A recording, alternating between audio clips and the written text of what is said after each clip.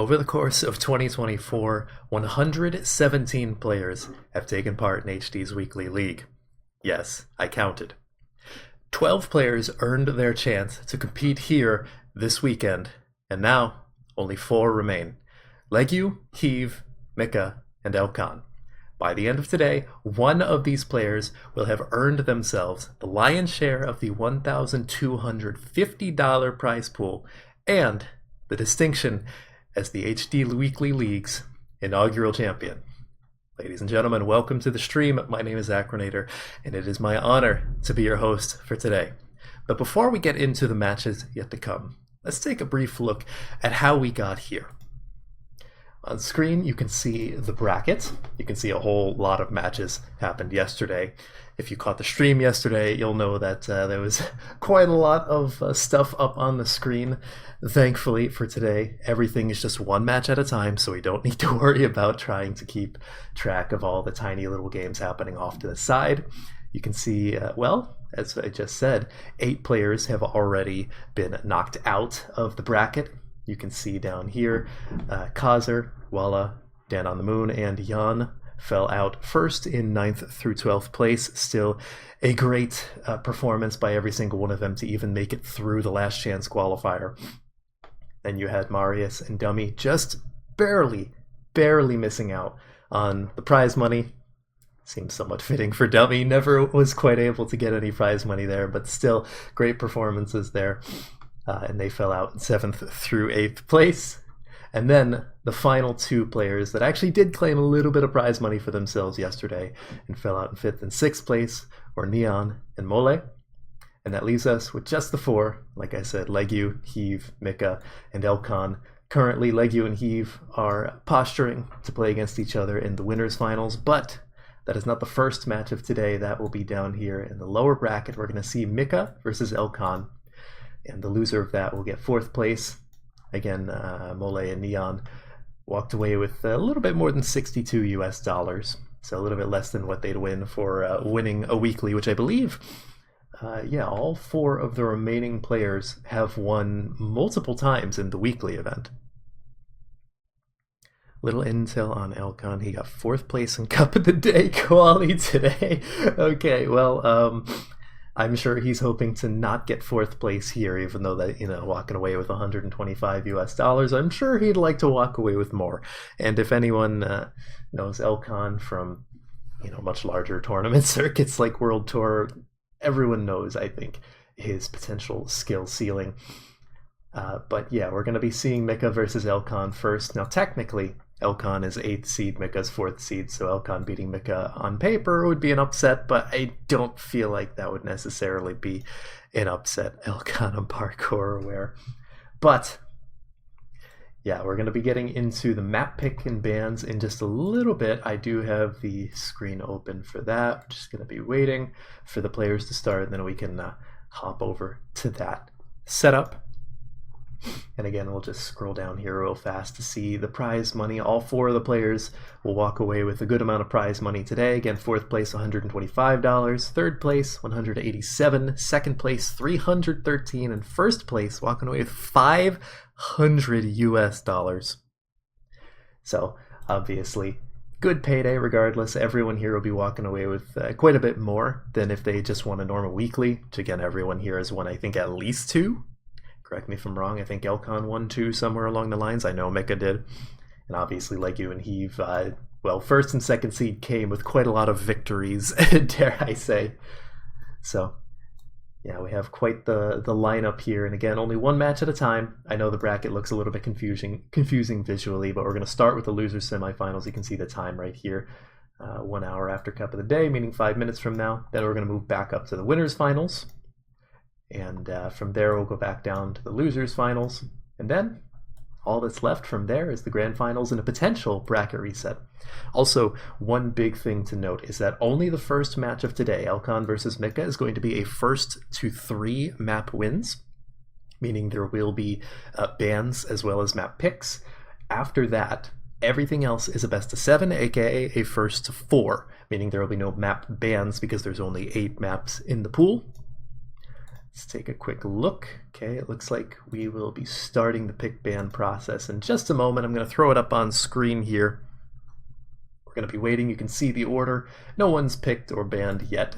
Elcon will get the chance to ban first, then Mika, and then Mika gets his first pick. And then we just go back and forth until both players have picked 2 maps. Later on it'll be 3 maps. Just ignore the bans for the first of 4s. And then HD has a whole system to deal with what he chooses for the potential tiebreaker. So we have 2 bans immediately. Elcon bans Chris 4 Seasons Part 2B, I think is the full name. Mika bans Canyon. And then Mika picks Mirage, which for those who don't know, is actually the map that he first beat Heave on way back when. I think that was earlier in the summer. Heave at the time was fully undefeated. Every time he competed, he was winning. Mika was the very first person to beat him. Not the last. There were a few other people, I believe.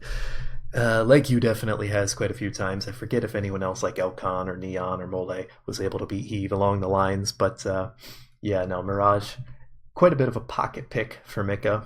Elcon picks Pipe Phobia, former track of the day. Not too surprising, right up Elcon's alley. Mika picks Scorpion, another dirt-style map. Those who may not be aware that Mika is not just the ice god, he's really damn good at dirt as well. He's just good at slippery surfaces in general. Now we have Elcon getting his second pick, and then from there HD will provide us with the there we go. HD will provide us with the tiebreaker now, and then we get into it. I'm already waiting in the lobby as a spectator. Bro's a slider.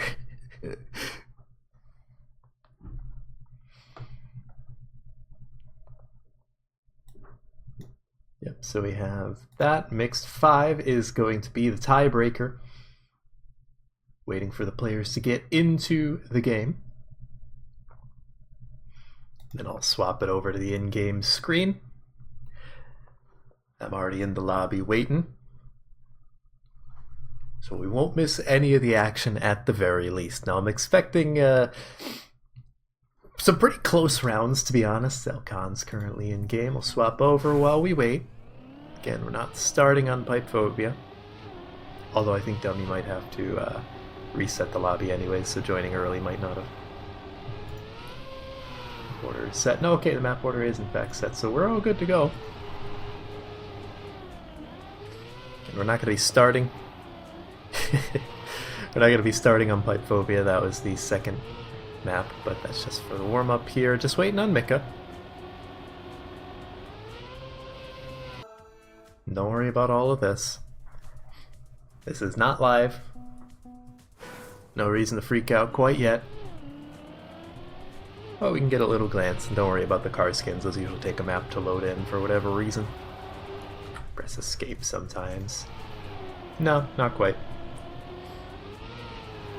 Okay, Mika just joined. Again, this isn't even the first map, so don't worry about that quite yet. We're going to have to wait for a reset. And I would assume that Dummy or someone is going to get that all in order.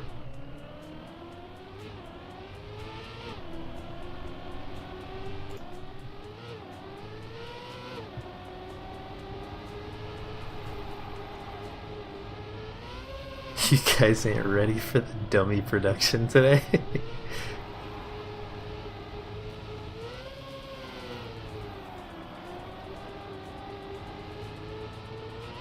These players are just warming up right now, so again, don't worry too much about what you're seeing on screen. This is not live, not official, nothing like that. But this is one of the maps that we will get to see. This was Elcon's first pick. Pipe Phobia, former track of the day. Ironically, like 4 of the top 5 in the world for a track of the day track are HD Weekly League participants, so they've hunted the map, as it turns out. Here we go, though. This is Mirage.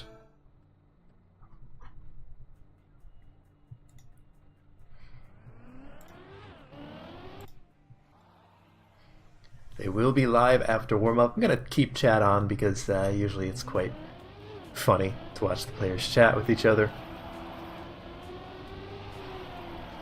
After 15 seconds, the final day of HD Weekly's championship will officially be underway. 5 seconds and counting, folks. Hope you're all hyped. I know HD is. He made the announcement an hour early. I was like, what the hell are you doing, man? I don't have anything set up yet. But now here we go. This time for real. Both players are in, ready to go. Mika, of course, on paper, the favorite. Certainly on this map, as it is his pick. But, right now, he's trailing by about a 10th. Elcon, as it turns out, is good at the video game. All 4 of the players remaining in this bracket are pretty good at the video game, as it turns out. I think all of them are pretty well known in the greater Trackmania community. Mika looking to take an aggressive line on the uphill, doesn't quite fully catch up, but gains a few hundredths, taps the penalty grass, penalty sand there, just briefly.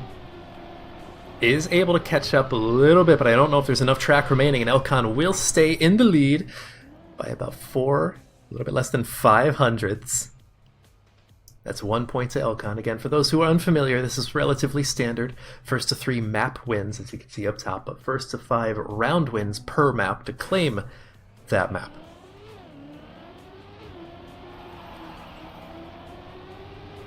Elcon has a much better start, seems pretty consistent with it as well. Mika trailing behind by about a 10th and a half. So far, not fully out of it. He definitely has stronger ends based on the previous round, but maybe not quite the case this time. It's a little bit of a wall touch there. The knockout timer is 4 seconds, by the way. I think in the past it's been 5 seconds. We lowered it just briefly. Elcon should be able to run away with this one, as long as he doesn't clip in that one little corner right there as I started that sentence. But he doesn't. It's going to be a much safer round win. 10 times the difference between the two of them. Elcon going up 2-0 on Mika's map picks. Always thought it was 3 checkpoints. No, I don't even know if you can set it by checkpoints, but I know you can set it by seconds, because that's what's been happening over the past however many weeks. Mika catching up a little bit, looks a bit cleaner this round. Elcon, though, still in the lead, had to tap the brakes a little bit, and you can see Mika catches back up. Interesting to note as well that of the 4 players that I know of, 3 of them are keyboard players. I think Leg use controller, but Mika, Elcon, and Heave are all keyboard players. Not every day you see that. Not the most common input device. Mika not really going for any speed slides here, and he might have needed those extra few kilometers per hour, because Elcon once again wins by just under a 10th.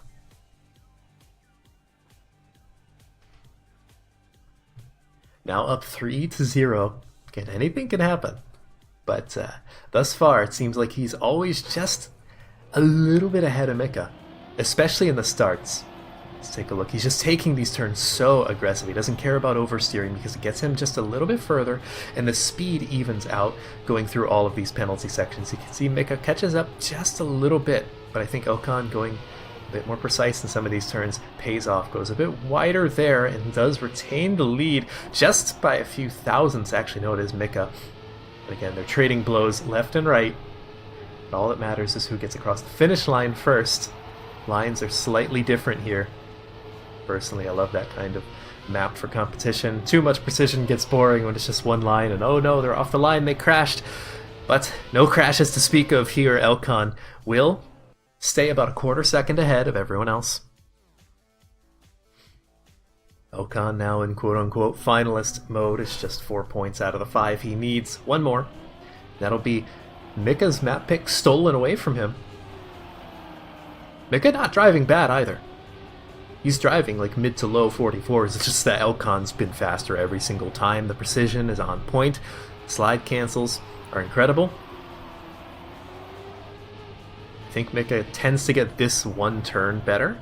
As you can see, he always tends to catch up. They took a little bit too much penalty sand right there. Elcon remains in the lead.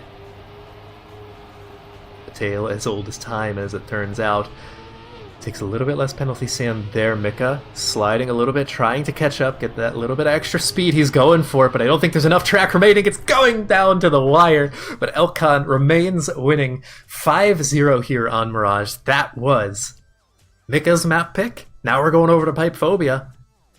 And I'm pretty sure Elcon has world record, if I'm not mistaken. I think it was Elcon or Neon. I think those were the two that were top two. Someone else can check the times. But yeah, no, this is pretty darn gnarly. I love how the intro to this map lost some graphics somewhere along the ways. Whatever Discord server they uploaded the files to just died, so we get this checkerboard pattern instead. I'm sure there was a title somewhere in there, but unfortunately it just hasn't ever loaded. This is just a warm-up. Actually, now you can see both players' skins have loaded. Elcon's loaded about one round into Mirage. Now Mika's is there as well. I believe Mika's is the skin that he won for like that first Icy Nadio campaign. So I believe that's a one-of-one skin. And well, if the warm-up's anything to go by, these two players have insanely close pace on this map as well. One notable thing is that there's a lot of LoL maps over the course of the year for HD's weeklies, right? It's a good number of more normal maps like this, more like Track of the Day-esque, which ended up being a lot of what people voted for. I think the Chris Four Seasons map is the only one that is more LoL than normal, but basically every other map is normal. And as you saw, the Chris Four Seasons was banned by, I think, Elcon, like almost immediately. Speaking of immediately, these players are right next to each other. Elcon getting a little bit of a lead here towards the end. A little bit of a risky pipe here, but for the most part it's not the hardest risky finish. I don't think it's going to be much position for Mika to catch up, but a 10th separating them. And once again, Elcon now on a 6-round winning streak. Technically, he only needs 15 and get out of here real fast, claim his spot in the losers bracket finals. Face off against either Leggy or Heave, whoever loses the winners finals. Coming up next, Mika currently in the lead. You can see Elcon, he's going for those tight turns once again. He's really pushing the limits of some of these corners. But Mika currently in the lead by about a 10th. Elcon, you can see, goes so diagonal in that approach. Doesn't seem to gain him too much, maybe a couple hundredths, but Mika just faster this round. Elcon looking for a more aggressive approach on the pipe, but it doesn't quite work out. Mika will be able to silence the streak from Elcon. 1 round win. Evens up the map. And, well, wouldn't that be a little bit poetic? Elcon steals Mika's first map pick. And then Mika steals his. Mika in chat, he needs to PB to get 1 point. Oh dear, well that's gonna be Mika. You can see just how hard he has to push it. And sometimes that's all you really need to do. If you're good at pushing, we know Elcon is, sometimes he's feast or famine at the highest level of play in the World Tour when he played that in 2023 especially.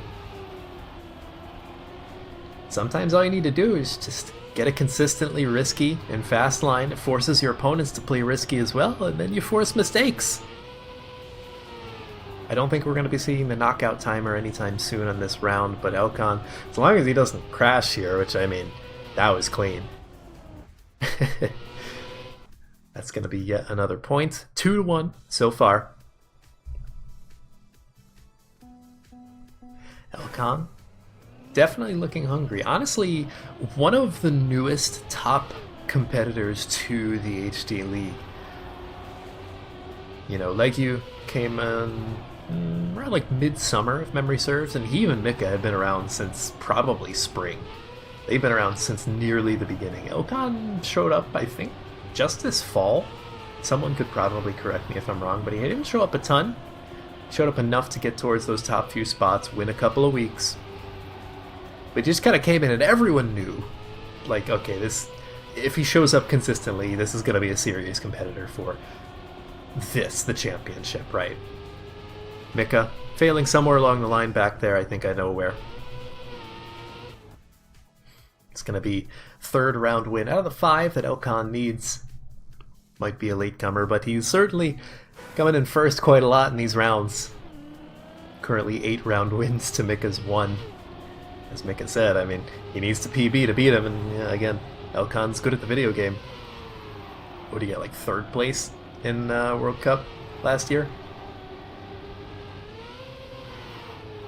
I think they got 2nd. ITV got 2nd in one of the stages, right, for TMJL even.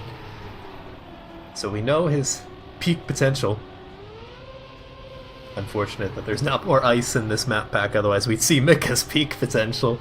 We saw that a little bit that one week that HD decided to add in ice maps, and it's just like he had a B for boost button.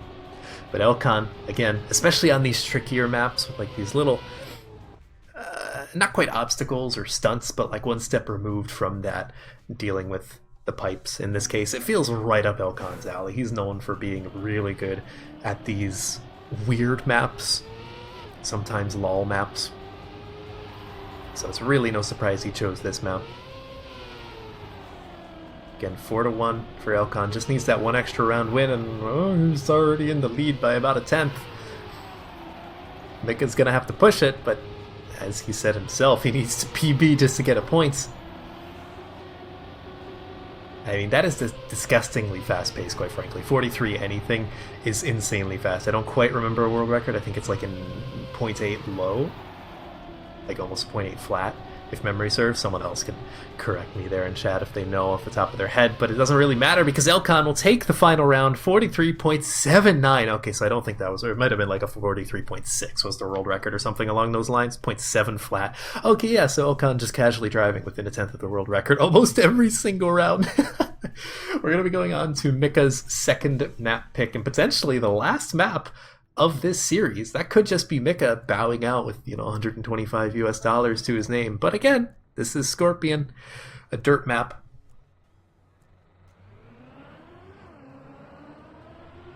Mika is incredibly fast on dirt in general.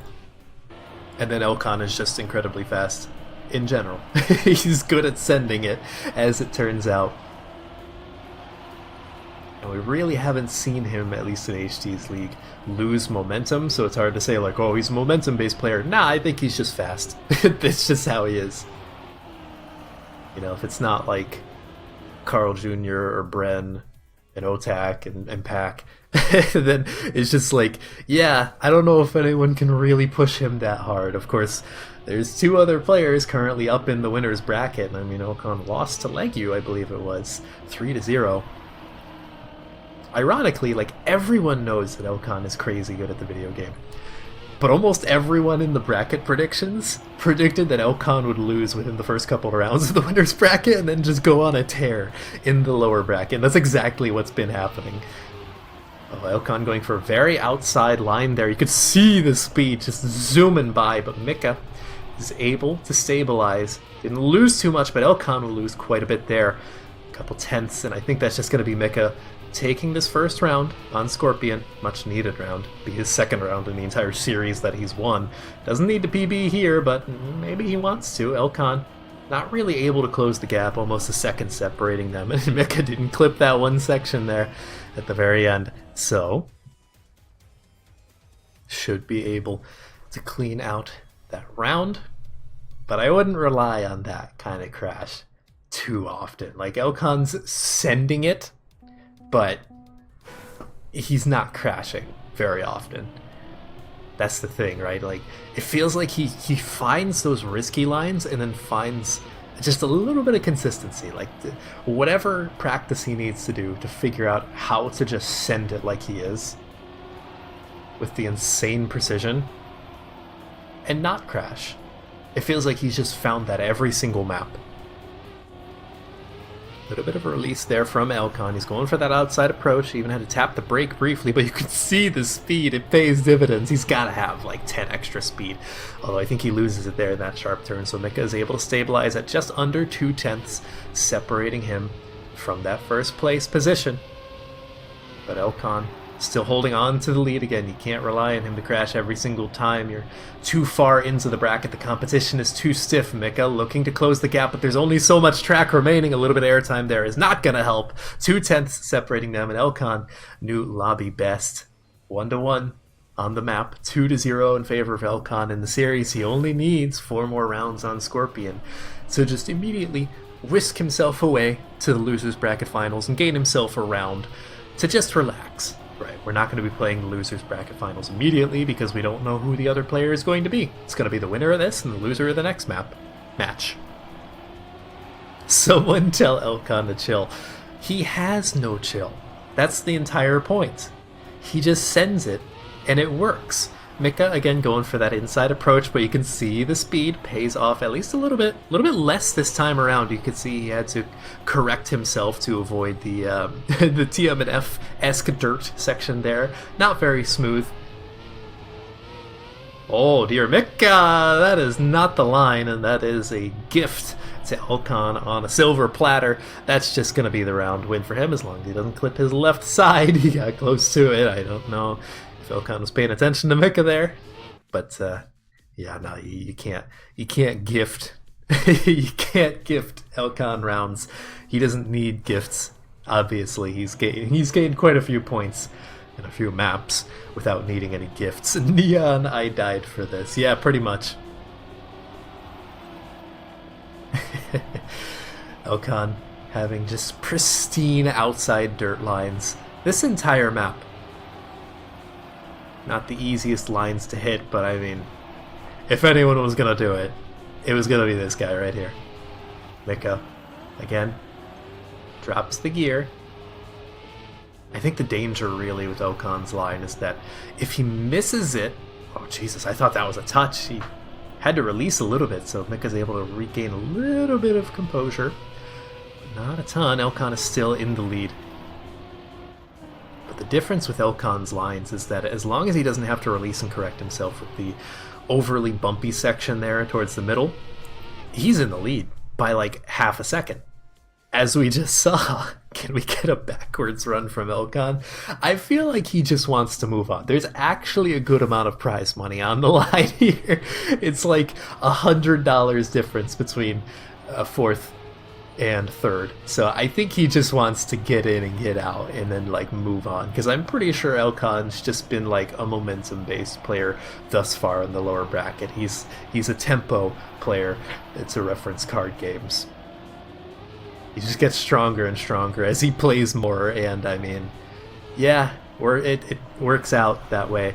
Elkan actually had a big release there, so Mika is able to hold his composure. Elkan almost went flying off to the right side.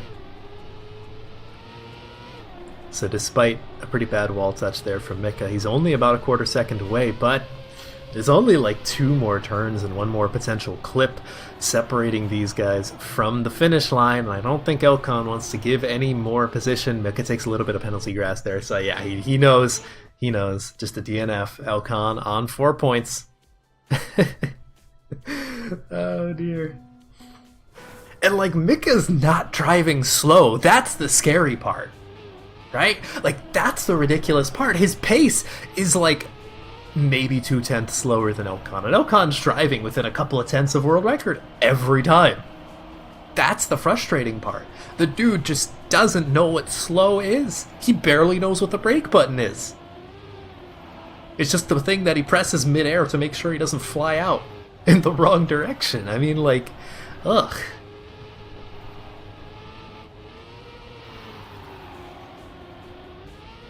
Mika has a little bit more speed, trying to SD there, but Elkan doing much the same, so it stabilizes at less than a tenth. If this is going to be the final round of the series, then it certainly is worthy of being just that. Mika going for the outside approach, and Elkan touches what feels like the inevitable, is staved off for just another round. Mika gets a little bit of reprieve for just a moment.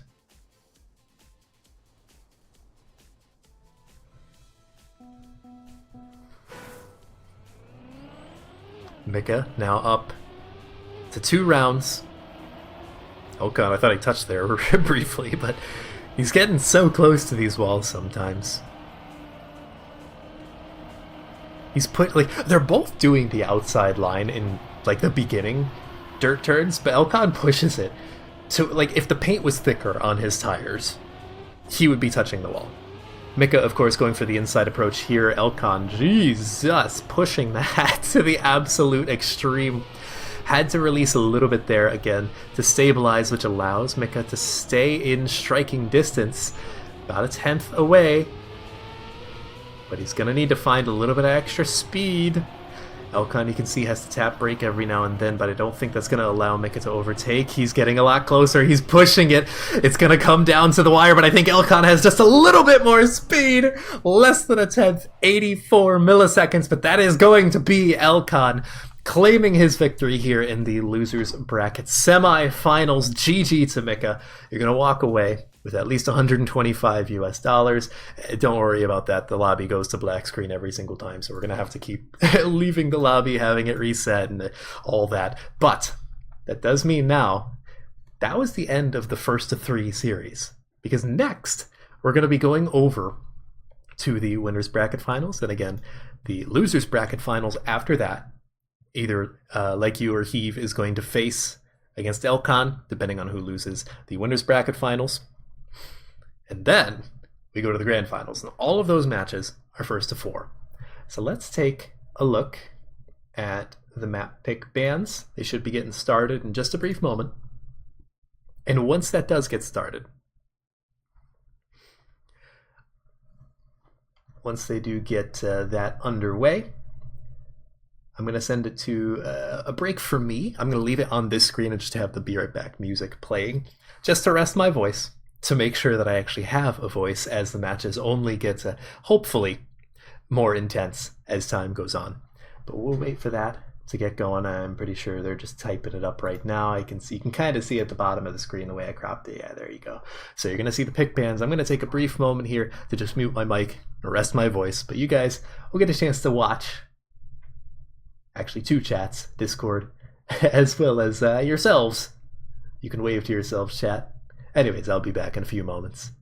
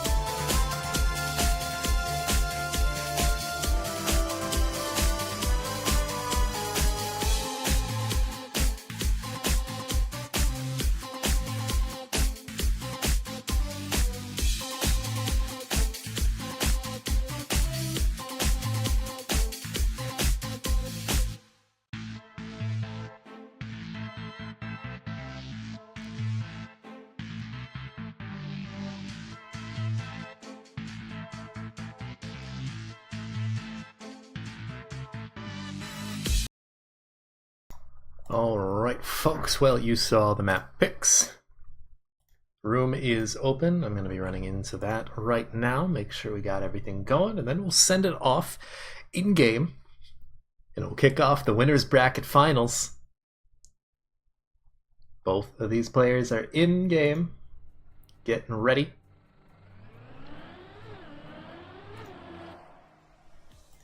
Kiev, with his ever-changing names, is Natsuki, or Nastuki, I guess. I'm just gonna call him Heave, as we always have. It feels like the only way we identify him at this point is like, oh, who's that name? It's a new name, and you look, it's .yl. Ah, yeah, okay, it's Heave. Either way, warm-up is done. Once again, this time for real. The original warlord of HD's Weekly being Heave, and the relative newcomer came in about halfway through the weeklies themselves, Legu, and just started dominating everyone, right? He lost here and there, but not too often. And he was very consistently defeating Heave, which felt like a Herculean task after a while. You know, you do have other names that were here from the very start, you know, Mika and Marius. Even Mole was here rather early on, but it felt like they just couldn't defeat Heave for the longest time. Legu gets a little bit of a slowdown there. Clip, allowing Heave to make his way up in the lead safely. About 0.6 separating them. Oh, dear. It's always that one section too. I'll point it out as we get there. Once again, it might have been difficult to see because I know that I have clipped on that one position as well, and I really like this kind of map, honestly. Mirage is nice. I would not be shocked to see this someday become track of the day, to be entirely honest with you. It has that vibe to it. Either way, Heave has a brilliant start here. Looking for a little bit of a wobble there, allows him to take that turn much more tightly than Legu did. Going a bit outside for a more diagonal approach, and Legu can't seem to gain too much position. Right up here on the left, right about there is where Legu had clipped. Legu, speaking of which, looking to overtake, but there's just not enough track remaining, and even then he didn't have the speed. This map is horrible, says Neon. Someone clipped the ending of it too many times. Either way. Personal preferences aside, because I mean, if we ask Mika, I'm sure he'd like the ice maps back, and he's probably the only person on this planet that would like those maps back. Either way, Heave, once again, seems to have just a slightly better start. Like you looking to take a more inside approach to that corner. Doesn't seem to pay off too much. Gains a little bit of purchase there as Heave had to release, but again, the tighter turn here actually catches Legu a little bit lacking there. He lost a bit of speed compared to Heave, or I should say he kept more speed. Neck and neck coming into the final approach. Heave gets dangerously close to the little clippy corner, but he is able to hold on. Legu looking to overtake. It's hard to tell who's in front. 2,000 separating them, but Heave is letting them know who is here first.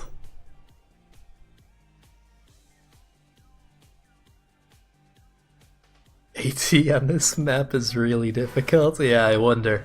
I remember hearing that.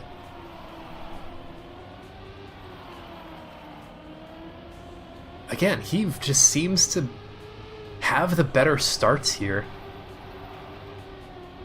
and is just better at maintaining his speed in a lot of these turns. You can see a small break tap there to allow him to at least attempt to maintain full speed for the latter portion of that turn, but the wall had other ideas. Although he is gaining all of a sudden, I don't know where he found that extra speed. Maybe like you just had to release briefly in the uphill. He's looking for the overtake, and he takes a more risky line, but I think it's paying off because Legu is caught lacking. Once again, about a tenth separating the two of them. And this is a crazy performance from Heave. The last, like, 2 months or so, Heave felt like he wasn't super practiced on the newer maps. By then, he was, like, hard locked into the top 8. He was guaranteed to not have to fight his way through the last chance I'm trying to hype you up, man. Stop crashing. But he was guaranteed to not have to play too much more. So maybe he was just like taking it easy. You know, there always comes a risk of, you know, sandbagging too hard, and then you can't turn it on when you need to. But thus far, I mean, 4-0 on the first map of the winners finals, and, you know, firmly staying in the upper bracket this entire time. I think it's worked out pretty well for him. Leggyu takes a little bit of penalty sand there, and you can see Heave catching back up. It's getting a bit dangerous there for Leggyu. Is there enough track for Heave to overtake, though? He definitely has more speed still, although Leggyu had a slide cancel there and was able to stabilize. Finally able to claim one round for himself. See a little bit of French chatting in-game. I have no idea what they're saying, so good luck to anyone else.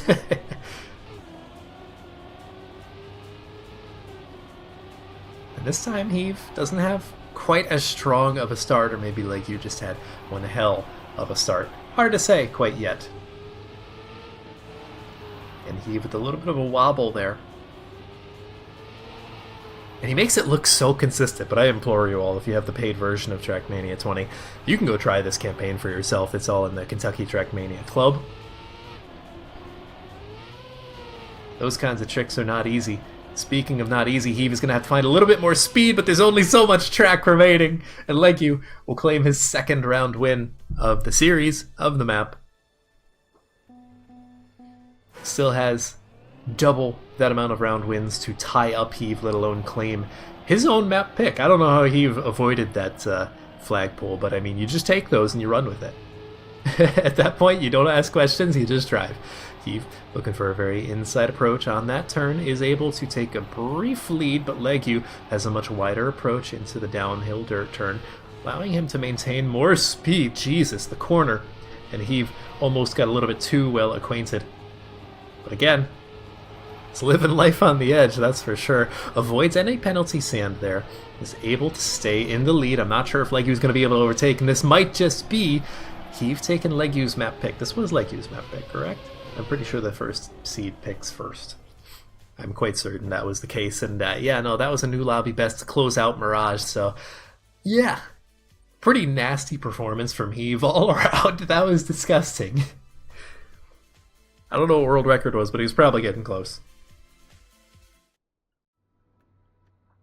Yeah, that was Leggyu's map pick, because I remember Heave chose this one. Chris Four Seasons, I was legitimately not expecting this map to be chosen in the slightest. This is the lull map of the pack, the one of the 8 that is. I feel like this is almost an identity that would not be out of place in a Zerator Cup. Granted, you know, surrounded by a lot more cacti in the middle of the path, but, you know, general concept would not be out of line with with that kind of event. You know, very Kek-L. I would not be. I would not be surprised if this was in Kek-L. Or potentially even Alamo Cup. They have some lull maps here and there. But yeah, no, this was chosen by Heave. Oh dear. Well, Heave clips the inside twice, actually, so Leggyu is just far away in the lead. He's going to need to make a serious mistake in order for Heave to catch back up. But that's kind of the I don't know, one defining factor of this map is, like, you gotta push it really tight to the, you know, stereotypical gray blender rocks. Yes, some of those boosters are facing backwards. I don't know why. That's the map. I don't know. I'm assuming that was a fast time. Fast enough to win. That's all that matters. I don't know what world record is on this map. And I don't know what a good run looks like.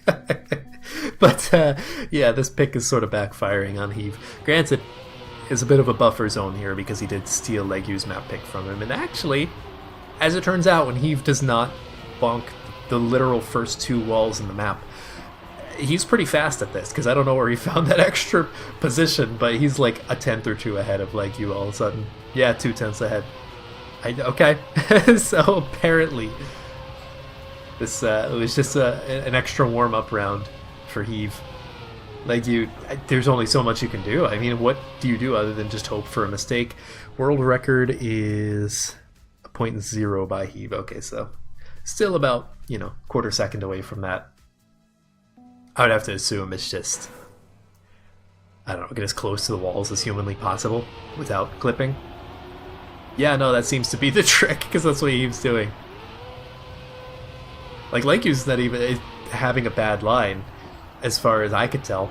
This is not my forte, this style of map, if you couldn't tell. Okay, well, Heve goes up on one wheel at the very least for a brief moment. Lekyu is given the potential to overtake. I'm not sure how much he's aware of that. Going a little bit wider, maybe, to take this corner more inside. Heve once again tips his tire to Lekyu and gives him just a little bit of breathing room.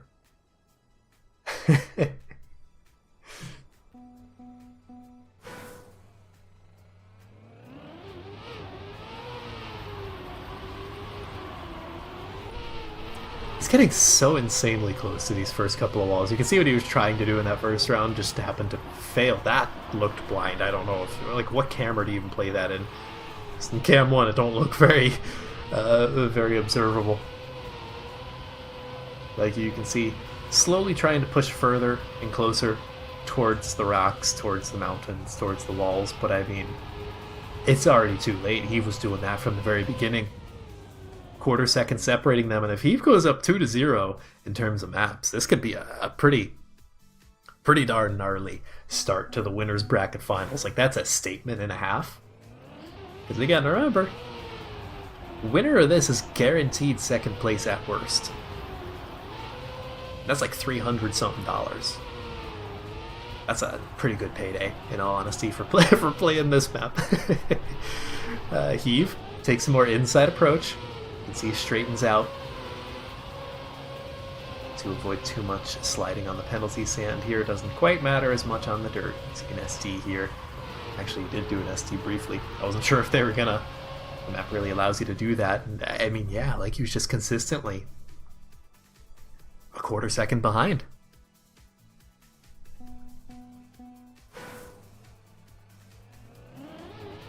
Lobby best time within about a tenth of world record. Yeah, like, I think he's starting to get the feel for it, but or at least the idea of what he's supposed to do. Maybe not the feel quite yet, but you know, round 6 is maybe not the best time to be.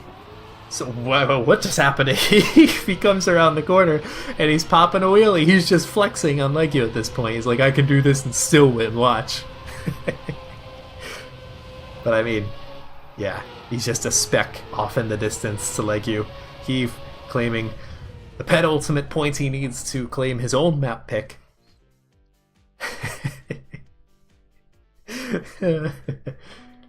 Yeah, this is a map, alright. And again, this is far and away the most lull map of the pack. Really the only lull map of the pack. Everything else is a lot more tame and normal. You know, to the quality, well, I guess you'd have to ask the players for that. Heve not popping a wheelie this time around, and yeah, we're just going to stick on Heve's perspective because the entire round now hinges on him and if he wants to make a mistake or not. They picked it. Yeah, no, I'm not blaming you for this one, HD. I'm just saying the community chose this one, which is pretty funny. But yeah, that's going to be Heve taking map number 2, his own map pick on top of Lekyu's map pick to start off the series. I don't know. I think Heve woke up after a couple months of taking it easy. Lobotomy Club, says Neon. Yeah, well, we're out of it. We're out of the map. And off to Oot Chicken. Certainly a weird map. The lines here are funky, to say the least, but that's just my opinion. And more normal, mixed, you know, not like competitive mixed, but just mixed. A little bit of road and sausage and dirt and grass, and don't worry about the respawn, this is just the warm-up. But I get the feeling we should probably be seeing closer rounds in this map. Reminds me of that one democracy speech. Yeah, well, suffer the wrath of the masses, I suppose. Either way, warm-up is done. Maybe like you can have a little bit more of a better time on this map. Heve going for a much closer approach to the outside dirt in the wall. Lekyu going very dangerously close to the inside of that sausage turn there. Neck and neck, both of these players. Heave trailing by just a little bit. Goes a bit wider, tries to get a cleaner approach into the dirt, and you can see the extra speed it yielded, but this plastic section, the following one, is also one of the big sections of the map in terms of maintaining speed. Heave gets a lot out of it, but is it going to be reset here? Can they maintain the outside dirt? Beautiful attempt! I was going to say beautiful outside dirt, but yeah, it turned a little bit less beautiful. Maybe nice for Legu. Less so for Heave. I think Heave had that round in the bag if he could have survived that, but yeah, that outside dirt with speed is not the easiest thing to maintain if you're pushing it. And Heave kind of needed that extra speed to overtake. He was in the process. He's actually about a tire's length ahead of Legu right as he touched, so perfect timing there. Oh, huge inside approach there from Heave. Is able to catch up just briefly. Both these players have very different approaches to both the drifts and then like the plastic and dirt sections. Heave gets a lot of exit speed, but can he control it this time around? Looks like he has a little bit more speed. Actually scratched out a lot more speed, but is Legu going to get a better drift? I don't think so. Heave is able to keep it clean this time around. 44.5. That feels fast. Ties up the map. And again, remember, if he wins this map, he's on series point. Legu would not be eliminated from the tournament, but he would be going down to face Elkon in the lower bracket finals. Okay, well, you know, you try and focus on something entirely different, and then the players decide to crash. So there's that. This round is more than likely going to Legu unless he decides to, I don't know, pull a funny. Small amount of tomfoolery or whatnot. Legu tends to go very inside on these plastic sections. Personally, that'd probably be what I do as well, but I mean, Heave showed that you can absolutely gain quite a bit with an outside approach. Legu touches. Where is Heave? He is pretty far away, but does he have enough speed to overtake? He just might. This is going to get close, but he touches the wall. He had to risk it. I respect it. But after all of that, great effort there from Heave, but I don't know what that is in English, but my guess is something along the lines of what the hell.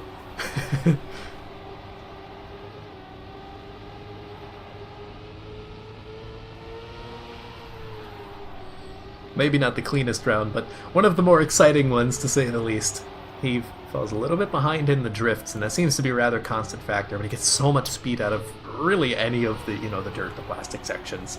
He gets a lot of exit speed out of. Going on the inside approach this time, though. Maybe he's done with all that extra speed. He's like, nah, I've crashed too many times. You can see he has a little bit more speed than Legu, but the drift is going to equalize that. He had to send it. But yeah, no. Not quite enough break. And Legu goes up 3-1 in the map. Really trying to claim a map of his own. He definitely needs it. I mean, you need 4 map wins. He was halfway there. Legu is just getting started still. Oh, really pushing those inside corners. Both players still very close. Holy Heave, please. I was having a heart attack for you. I can't imagine what you were thinking. Very inside on the plastic approach to then take it outside to inside here. Legu kind of copying Heave's line, but Heave currently in the lead. They both have to avoid touching the outside wall, and now the corner speaks to Heave. But he does not answer back. He, in fact, gets a new series best, almost a 44.444. Someone needs to shave off 1,000th, and exactly 1,000th.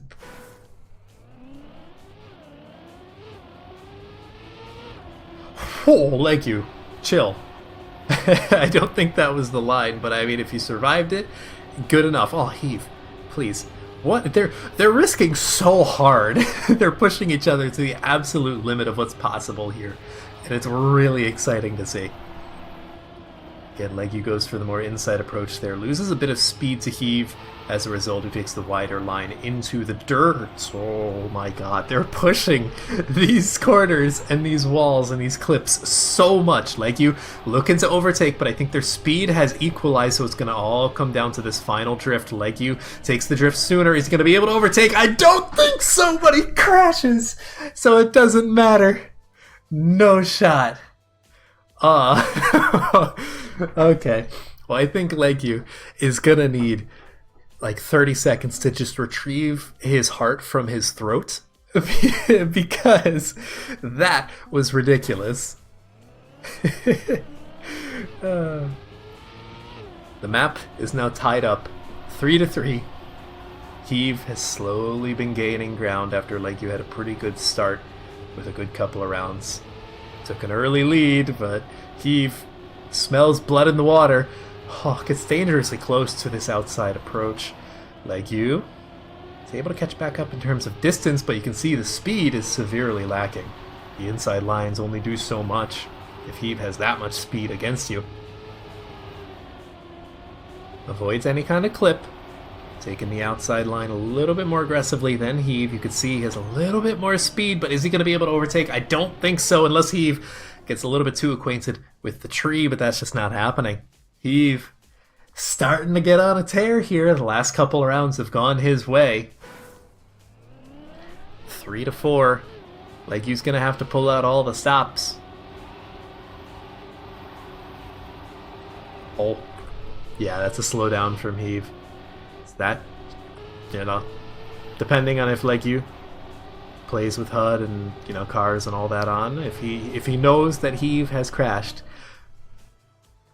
twice. Okay. he really should. He really should just take it easy at this point. You don't need to risk because the knockout's already calculated. There you go. Okay. You can't count that as a caster curse. I refuse to take responsibility. Go to your kitchen and get some tin foil and make a hat for yourself. We're not at LAN. I don't have the tinfoil hat to physically give to someone at this point. Heave, again, looking to push it. Leggy, looking to claim his first map win. Oh, yeah, no, he had to push it so hard there. But I mean, now, Heave isn't giving up. Respect for not DNFing. All it takes is one bad line, one mistake from Leggy, and Heave might be able to catch up. But it looks like the splits are only going more in favor of Leggy. He has to know. He has to know. He took that so safe. Yeah, no, he's chilling. That's the first map win for Leggy. I mean, if you don't need to risk it, just safe it, man. You got a full second, almost a second and a quarter on your side. Just walk it in. You need the map win. No reason whatsoever. You did plenty of risking to get to that point in finalist mode. And now, we're on Sting. This is, I guess, what I would call like a transitional sort of tech map.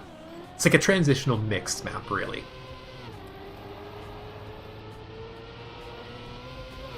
If I remember, I think it was Heave yesterday who was getting so much speed out of the bobsleigh every single time. So I'll have to see once the rounds are for real, once the warm-up is done, if that will remain the case, or if Leggy can kind of even up that advantage. A Leggy win here is good for Keyboard's bracket. Alright, Keyboard Abuser's predictions, because he's still, I think he's the only person in the running, right, still for the, if someone gets a perfect bracket in terms of like, I don't think in terms of match score, because most people didn't give match scores, but in terms of who wins each series, and I'm pretty sure Keyboard Abuser is the only one who's been 100% right so far. It'd be hilarious. I don't know who he has winning. I haven't gone and checked. That should have been something I did before the stream, but oh well. Anyways, Heave is currently in the lead by about a tenth. I thought he clipped the back tire there on the outside dirt, but nope. Still clean. Still about a tenth ahead. In fact, even gaining a few hundredths here and there, but certainly not enough breathing room to take it easy. Or Heave, it's still just like, you know, a regular amount of risking. That's a pretty clean win there from Heave, and let me think, this is the 4th map, so this is actually Heave's map pick as well. So in theory, he should be, you know, more favored here. When's the final? Basically whenever the players are ready, but I think the schedule is Cup of the Day +4, right? Yeah, because this is +2, and then the losers finals is +3. Yeah. Like you, anyways, currently in the lead by about a 10th. Heave looking to overtake. He's really sending it on some of these drifts, but they both got about the exact same amount of exit speed from that drift, so Heave still stuck just a few hundredths separating them, but that was a really good drift. Takes the wider approach. Is he going to have more speed, though? It's hard to tell. Neck and neck, but I think Legu will be able to take it by 9 milliseconds.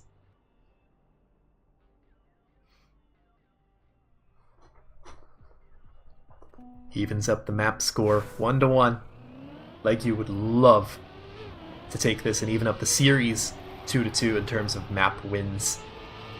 Oh, a little bit of wobbliness there from Heave. He's going to lose some speed. I don't know what that transition was. I thought he clipped it, but apparently he survived, and that gives him quite a bit of speed. The early traction, as it turns out, pays dividends. Legu trailing by milliseconds, really. Heave looking for a very early drift. Oh, yeah, I saw that coming. Legu really sending it. He probably saw the splits and were like, I gotta send this. But unfortunately, that now has punished him. The universe said not this round. And Heave can just walk it in. Nice and clean. Goes up 2 rounds to Legu's 1. The grand finals is 1 set, best of 7, aka first to 4, but if the person from the lower bracket wins the first set, they have to play a bracket reset. Also, first to 4.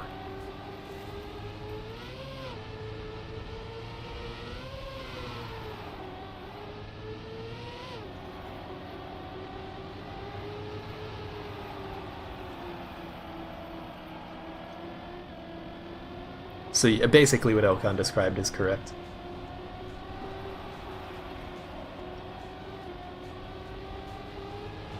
Because the person from the winner's bracket, the winner of this match only needs to win 1 series in the grand finals, whereas Elcon, or the loser of this match, whoever wins the loser's finals, would have to win 2 best of 4s. Or sorry, first to 4, best of 7.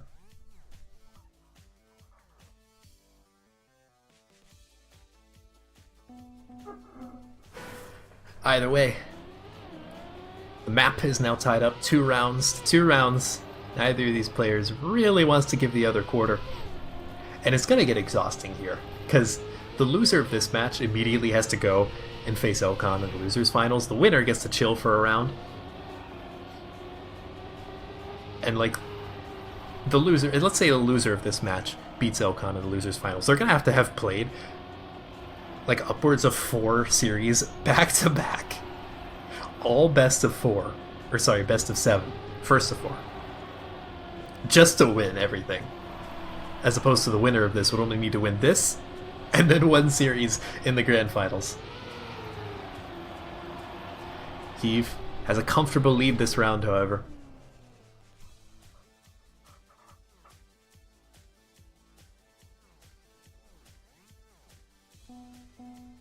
Refreezing makes my brain hurt. It's all the same thing. Best of 7, first to 4. You know. Although technically, I can confuse you even more, HT, because technically like a best of 7, for example, means that you still have to play out the 7 maps regardless. Because that would be for like map differential and stuff. That's like what older esports back in like 2016 through 2017 used to do. And then people were like, why are we playing the extra maps if the other team already won? And then eventually it started moving away from that and more towards like a first 2 thing. Also makes it easier because it's like, okay, once you hit this number of points, you just win. We don't worry about map differential.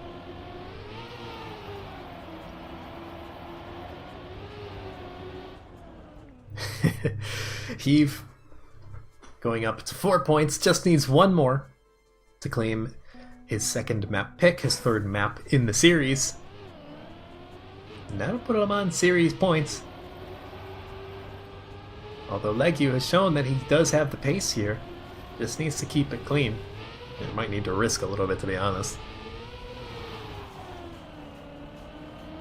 You can see Heave gets a little bit more traction there. Legu jumped just a tiny bit, causing a little slide, losing speed.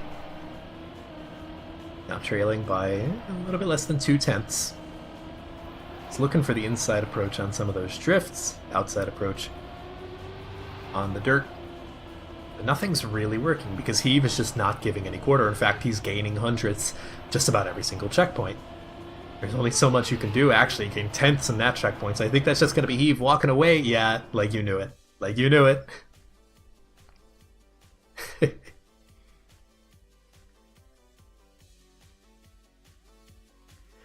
And now, Heave only needs one more map, and he is our first grand finalist. He has guaranteed himself, at worst, second place.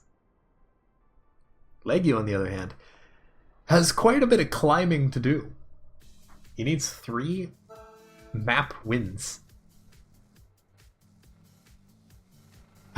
The only thing I understand from what Legu said was pick. But this was also Legu's map pick, so I will find out. We'll find out if he reluctantly chose this or what. There were no bans, so he could pick whatever he wanted. Unless Heave already picked it, in which case that wouldn't really be a problem. Either way, brief warm-up, and then we get into it.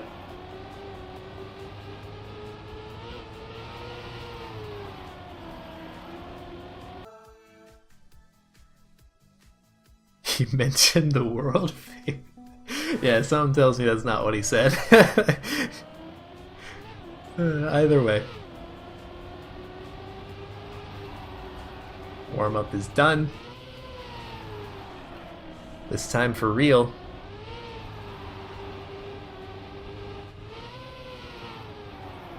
Legu, again, this is his map pick, so in theory, he should be comfortable on it. Currently in the lead. Just barely, though. I would not breathe a sigh of relief quite yet with those splits because Heave has quite a bit of speed. He's looking to overtake. He's going more inside. That is the line you want. I think he's going to be able to as long as he survives this ending pipe, which I think he is.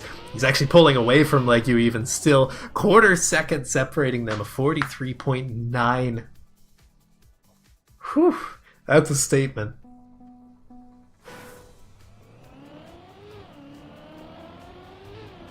43 anything really is pretty damn fast on this map. I believe author time is like a 45 something. Again, this is track of the day, an old one. A lot of people have played this, and 4 of the top 5 in the world are from this tournament. It's like Mole, Legu, Heave, Elcon, I think. Or no, I think replace Mole with Neon. I think that's what it is. And then there's like some random person in 4th place. Either way, Legu gets a slowdown there. Oh, gets more than the slowdown, so that's just going to be Heave's quick and easy round win. No knockouts. Actually, we've seen very few, if any, proper knockouts. Like, that's the first time in a while that I've seen the knockout thing come into effect. Heave practiced 20 hours. I mean, if there was ever a time to come back from sandbagging over the last, I don't know, couple of weeks at the very least, it's like Heave would show up throughout the fall to the weekly, but it didn't really feel like he was super well practiced, you know? But by that point, he was also like guaranteed to just auto-qualify into this. Like, he definitely didn't need to make it into the last chance qualifier or anything. He was just immediately invited because he was so far ahead of everyone else, and it was really just because Legu kept showing up and kept getting first place.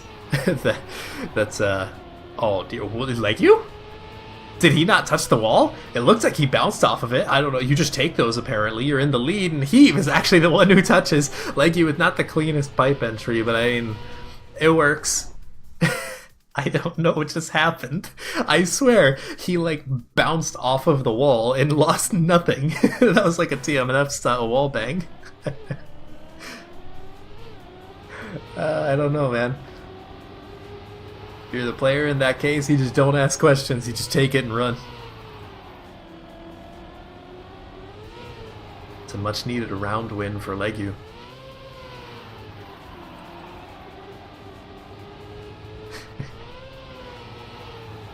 Eve taking a further inside approach, but you can see Legu has a lot more speed. He's looking to overtake, but Heave actually touches the ground first, gets that extra traction. That's a lot more speed gained comparatively. Legu is really going to rely on a slowdown from Heave, which I think he got a small one, but I don't think it's enough for Legu to overtake. So Heave is going to go up 3 points to 1. It's getting dicey. And again, this is not an elimination match, but you don't want to fall down into the lower bracket. I don't think either of these players wants to play Elcon. That's a terrifying. Elcon lower bracket runs feel like a myth at this point. Like, that's just the one thing you don't want. Then again, like, use the person who sent Elcon down to the lower bracket, so who knows what could happen.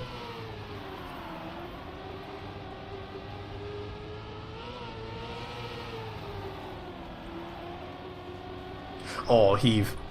Yeah, I saw that bunk. Legu already had more speed and was going to be in the lead, but that doesn't help Heave's case. So Legu is going to be able to even up the score just a little bit more. Still has to climb his way out of the hole he dug for himself, or I guess potentially Heave dug for him, depending on which way you look at it. The only problem is Elcon has practiced today. Oh, well, I'd hope so. It'd be kind of boring if someone came this far. I was like, oh, I didn't even look at the maps.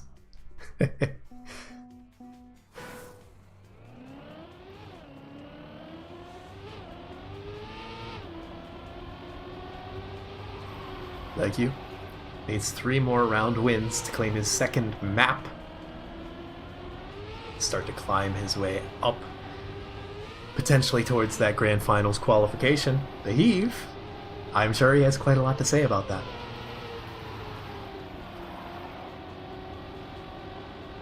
No wall hits thus far, everything's clean.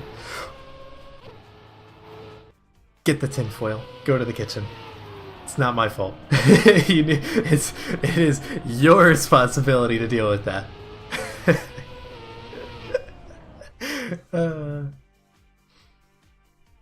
Score is tied up 3-3 on Pipe Phobia. It's not the pipes you gotta worry about, apparently. It is very much literally everything else about this map, as it turns out.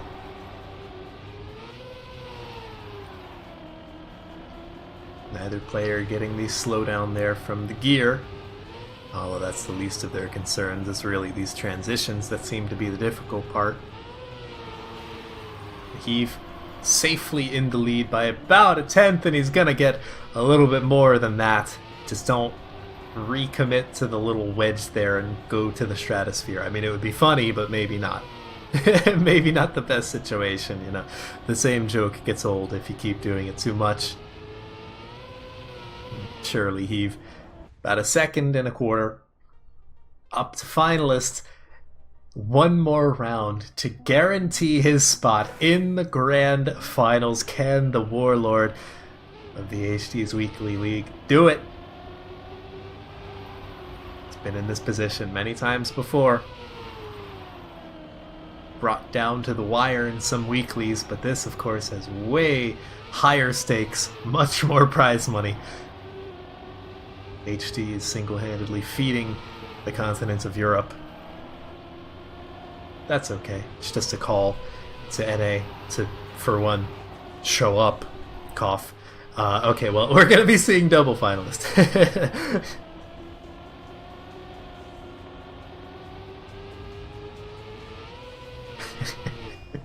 Double finalist. Potentially the final round. Hopefully these players can keep it clean.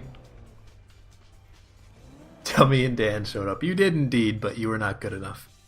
That sounded harsher than I meant it to be, but still, get good. Beat France. Nitro Feint does not count, dummy.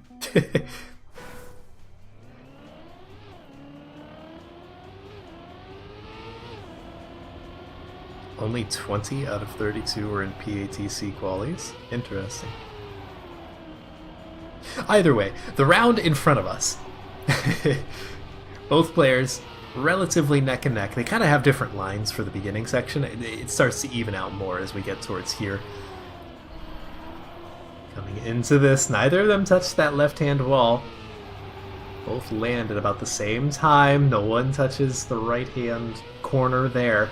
Leggyu, currently in the lead, is going to be able to stave off what felt like the inevitable for so long. Leggyu is getting a little bit shaky, but he will claim his second map win with a really solid time, too, to end it off.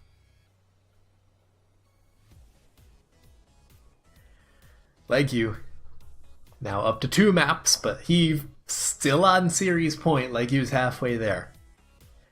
But he's not going to go down without a fight. Stalling. Elcon's like, hurry it up, come on, I want to win this.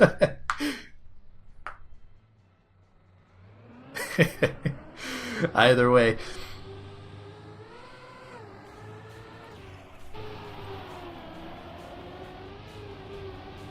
Mixed 5. I wonder if anyone's going to do the cut here. I think the only 2 people I've seen do the cut were Elcon and... was it Elcon and Dummy, right? Yeah, it had to be Elcon and Dummy. I don't think anyone's going to do the cut, though. Be funny if they did. Maybe if they get, like, the knockout. You did it because Elcon did it, fair. Yeah, you were a follower, not the leader. That's why you got knocked out. Okay, but...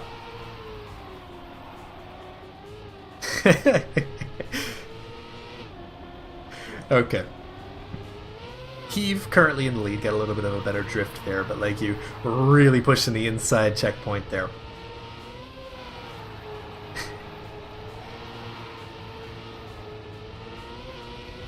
Let's see, 37.874. Neither of them are going for the cut. Although I think Heave clipped. He DNF'd, I think? Or did he respawn? No, he must have respawned. Yeah, he respawned. Okay. I couldn't quite see the time. Dummy delusional enough to try it. Dummy landed it like once. 38.1 winning time from Leggyu there. About 0.3, maybe closer to 0.4 away from the world record.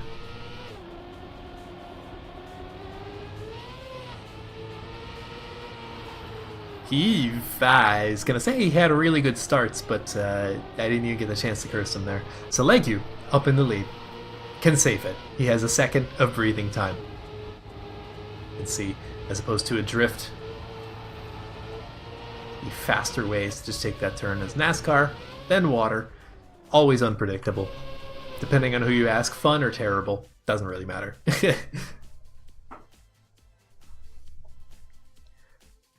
The cut's easy to hit, but the landing is inconsistent. Yeah, you can be way too fast for the landing. I tried it a little bit myself yesterday. I think I landed it once. Didn't PB with it, but it's like, oh yeah, actually that's really hard. What it is towards the end, instead of going to the right to line up for the plastic into the water bounce, you go to the left and kind of like half pipe jump and avoid the water entirely, because water is bad in this game. Tell you what's not bad are these players. They're pretty darn good, as it turns out. You kind of like go up far to the left there and land in that little platform half pipe section, avoid the water, and then jump in. But Heave claiming his first round win, 38.0. They're only getting faster. Leggyu currently up 2-1. But as long as Heave doesn't clip something, it feels like he has the pace to really take it to Leggyu. Water bat underwater, fantastic. No.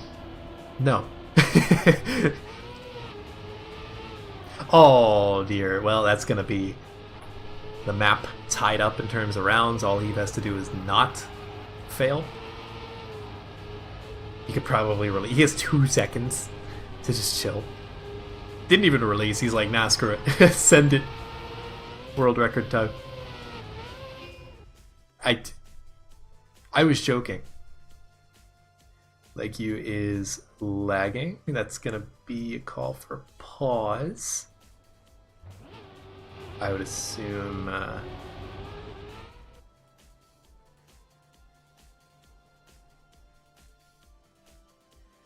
can't force a pause, just don't trigger KO. Okay. So they're just gonna chill for a second here.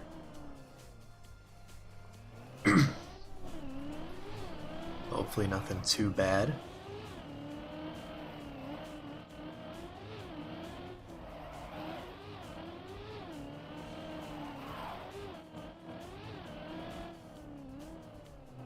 I think according to Dummy, he said the cut was, what was it, like 0.2 faster if you get it? Tempted to increase player limit. Dummy. Chatting in 2 chats at once.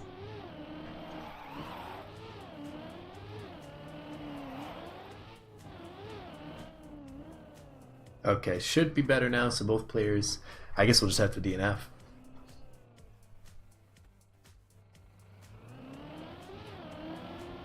Yep, okay, DNF.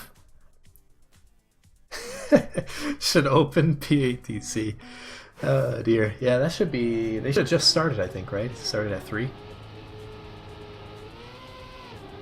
Honestly, I've not paid attention to the NCSA circuit this time around. Just bad timing with the holidays and whatnot.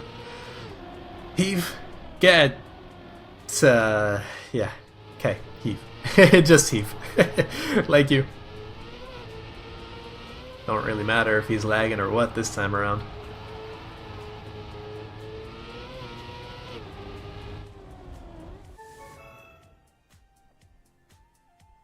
Best respawn with the cut on this map was a 0.5. Oh my god. Half a second. I guess I could see that because water is just terrible for your speed. Either way, Legue goes up 3-2. Seems that he's had a pretty consistent lead in terms of points on this map. Although Heave has made quite a few mistakes. I think he's really sending it in some of these turns and drifts.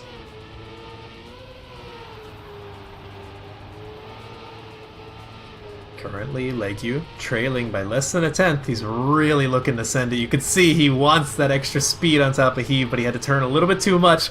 The water isn't going to change the outcome that much. And the score line is tied up once again, 3-3. Heave fighting to immediately gain his spot in that grand finals. Legue still just fighting for survival.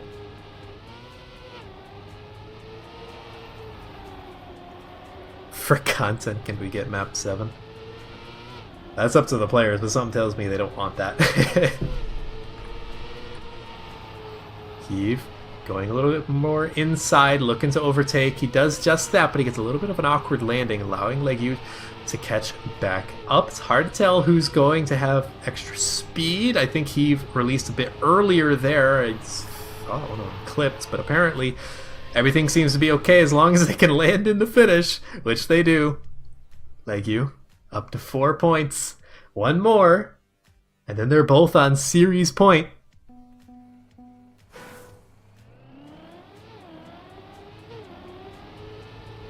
Heave needs 2 more rounds, and he gets the easy route to the grand finals, easy route to the championship.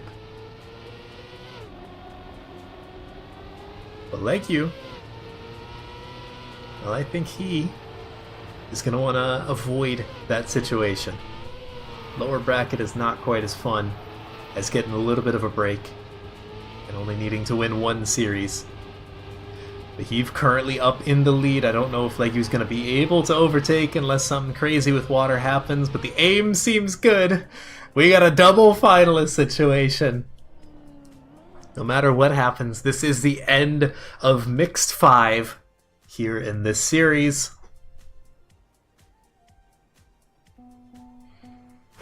One round to end it all. Map 7 or losers bracket finals. Those are the options, nothing in between. Heave really looking to send it, but Legue has a little bit more speed. He went wider, but only just slightly, as Heave now starting to gain his way back.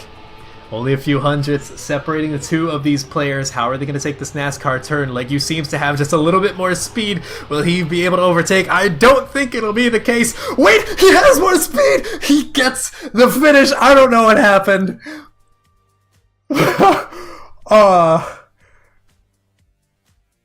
Water moment.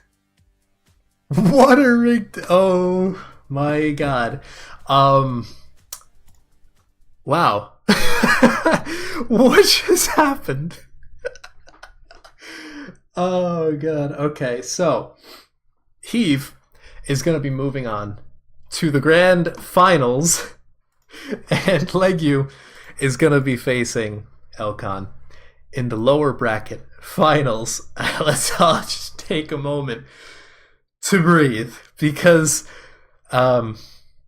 yeah, I'm a pretty big advocate in most cases of in competitive mixed tech, like stereotypical competition style maps, no water, and if you can avoid it, no reactor, right? Because those are the two things that feel random as hell, and that's one of the things. I think what happened, someone's going to have to get the clip of that or look at the VOD later on, because at the very least I'm going to be archiving the VOD. I don't know about HD, but I think what happened is that Leggyu, in order to line up better, he like tapped steering, which allowed him to like jut a little bit to the left, but then his car also like angled, so when he landed it wasn't perfectly straight and he lost his speed. I think that's what happened.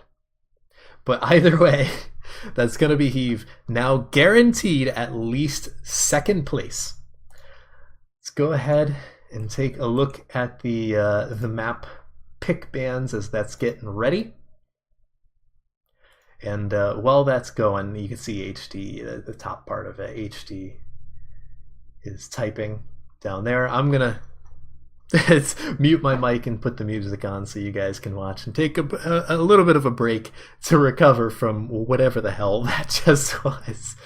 So stick around, folks. You can watch the pick bands live as they happen and maybe wave to yourself as I refill my water bottle in preparation for the insanity that is yet to come.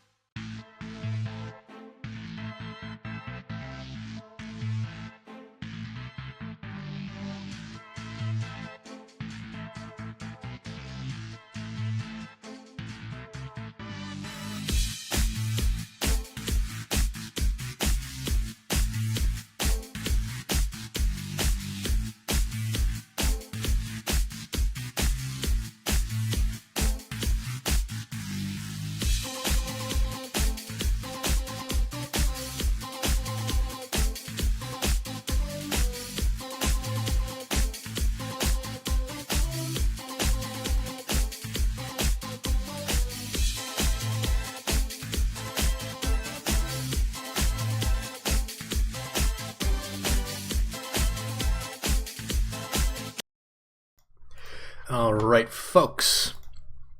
As you saw live, the picks, I was going to say pick bands, but no, just picks. We're done with the bands. There's only 8 maps, and 7 of them are chosen.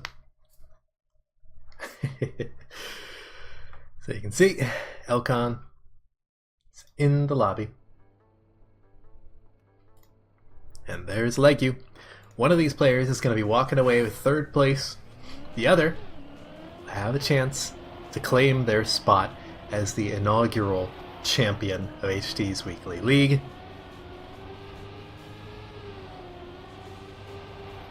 Reform up. And then we're going for real. Now, Legu, of course, needed to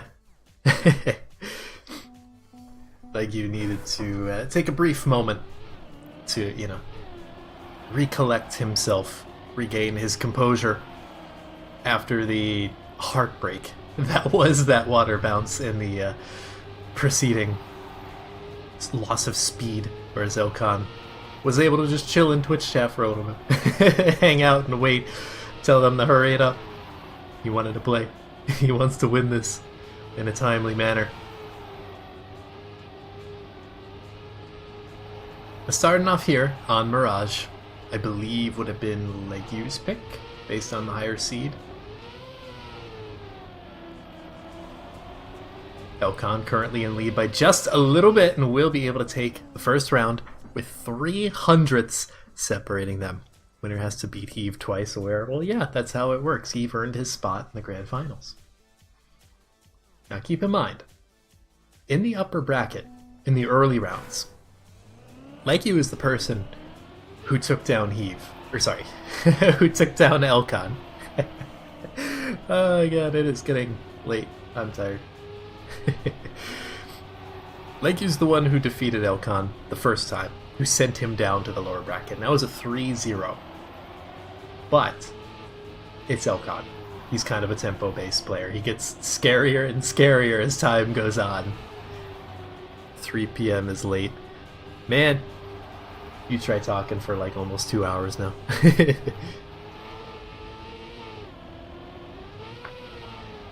It's okay, I ran downstairs and grabbed a small bag of Skittles while they were making map picks. Another very close round, and actually a 44.444. Thank you, Elcon. Got it like a 2 series later than what we were expecting, but we got it. All 4s. Good to know. This is pure bully. He was bullying Mika earlier. Yeah, well, oh dear, what? Okay. Legu definitely bumped his tire up on the little wedge there of the side, but I thought he also hit the flagpole. Not the case.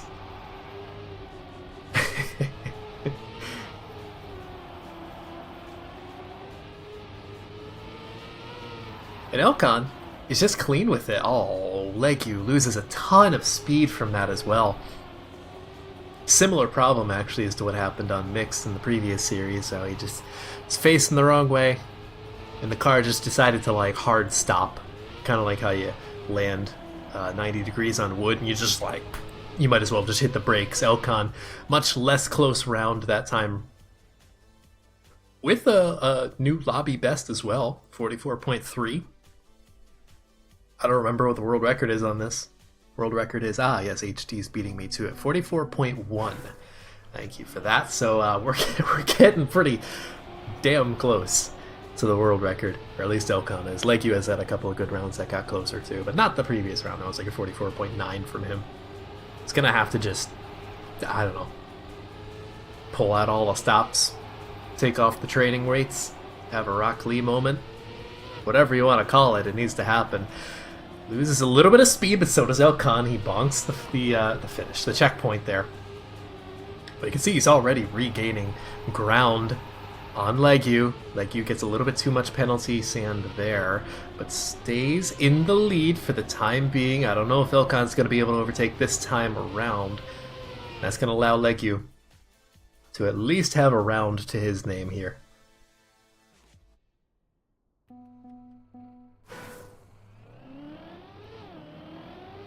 Thus far, these players are really pushing Mirage to its limits.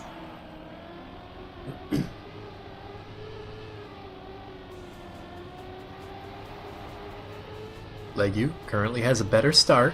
Whoa, Elcon had to fully release there and everything. Got a little bit off the line. You can see how punishing that can be in a map like this, which is just pure pace-based. Sometimes in competitions and more like, you know, traditional comp mixed tech competitions, there's maps that are pace-based and there's maps that are just like survival-based. Pretty much all of them. Whoa, what happened to Legu? What did he hit? What even happened?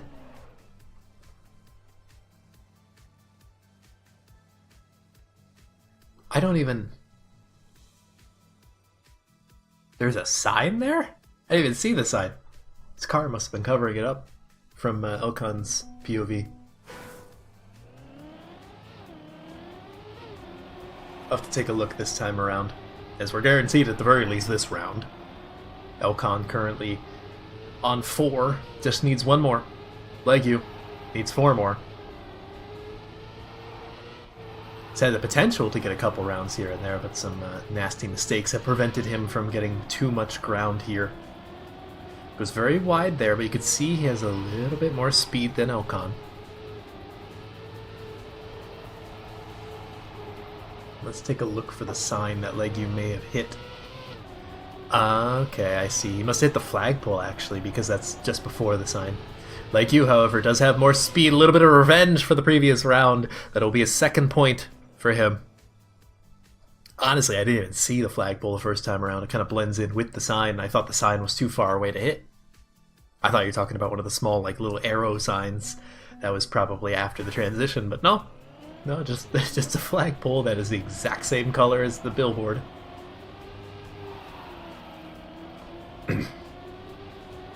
Elcon still on 4 points. Can't take that away from him. But Legu can nullify those 4 points. If he gets 3 rounds of his own, he's shown now in the previous round that he certainly can. Elcon didn't necessarily make a mistake, but now Legu is going to need to figure something out.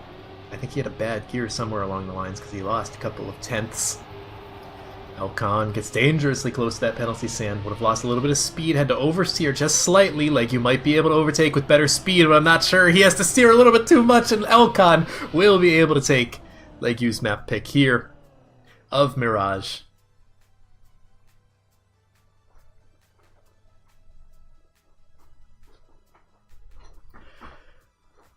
Moving on to the 2nd map, and that will be Elcon's pick as well. Ooh, this is one we haven't seen today. Saw it a little bit yesterday. Canyon. Not the other Canyon. There's been a couple of maps called Canyon. I guess that makes sense. It's a relatively common name for, you know, for how prevalent it is to have this kind of like blender gray rock scenery. I'm surprised we don't have more maps called Canyon. As you saw there briefly, Elcon also has a somewhat unique line. I think a few other players in the weeklies were doing it, but not to the consistency and speed that Elcon is here. I think he's the only person of the 12 in this bracket that does this line, but he doesn't go full outside dirt the entire time. He kind of like weaves his way through the poles, and if you get it perfect, it is faster. Yeah, here you go. It's really just the very end. But you'll notice Legu catches up. And the contingency there is that you need to hit the following outside dirt perfect, and then it stabilizes about 0.05 faster than the full outside, like normal line that everyone else does. But yeah, you can see Legu keeping it clean. Not the hardest risky finish in the world to hit unless you have low speed. Canyoning was alt car equals bad. I don't say that because potentially 2 years from now, or I guess 1 year from now, because I think the expectation is that we're going to get the Sunrise cars within the next year. Elcon didn't touch. I thought he did. That was weird. But either way, this is what Elcon can do with that line when he doesn't touch the wall. You can see it does pay off over time. Oh Jesus, he's really pushing those outside lines, and Legu's taking the outside lines too. Whoa, but he clipped the little fence there. on the penalty section, no less. He's not even going to be able to hit the risky finish. 36 flat. Not 35. Well, shut up, dummy. Sunrise in 2025 push. I think that's the expectation. Because otherwise, like, what would they do? Although, to be fair, this is getting way off topic from the actual match in front of us, but to be fair, considering the fact that Ubisoft as a parent company is kind of, like, dying right now, they're trying to figure out, like, is Tencent gonna take over, or, like, I forget the name of the family that runs the Guimont? Something? Are they gonna just, like, try and run it further into the ground? So who knows what kind of resources Nadeo has, but getting back to the match on hand. Legu will clip, allowing Elkan once again to get basically a free round win there.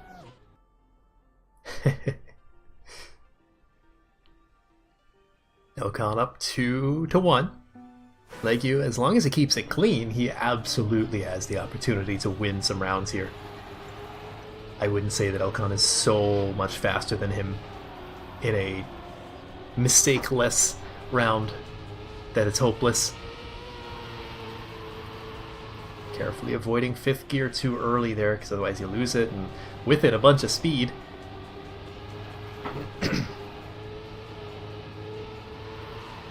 Legu looking to overtake, and I have to avoid steering too much in the penalty section. Is he going to have enough speed, though? I think Elkan will remain in the lead by just about a tenth? No, 0.06 even. 35.991. There's your damn 35, dummy. Yeah, he even said, there you go, dummy.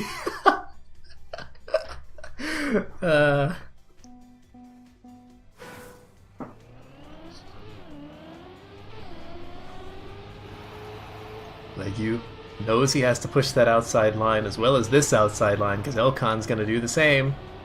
About the same amount of risking there in that secondary one. Elkan will maintain his lead for the time being. Legu, slightly different approach. I think is slightly ahead for the time being, but Elkan, you can see, really pushing. He wants that lead. It's hard to tell exactly who's going to maintain the lead. I think it will be Legu this time around, but Elkan has a little bit more speed. He'll be able to snipe it! 0.037. It's just getting closer each round.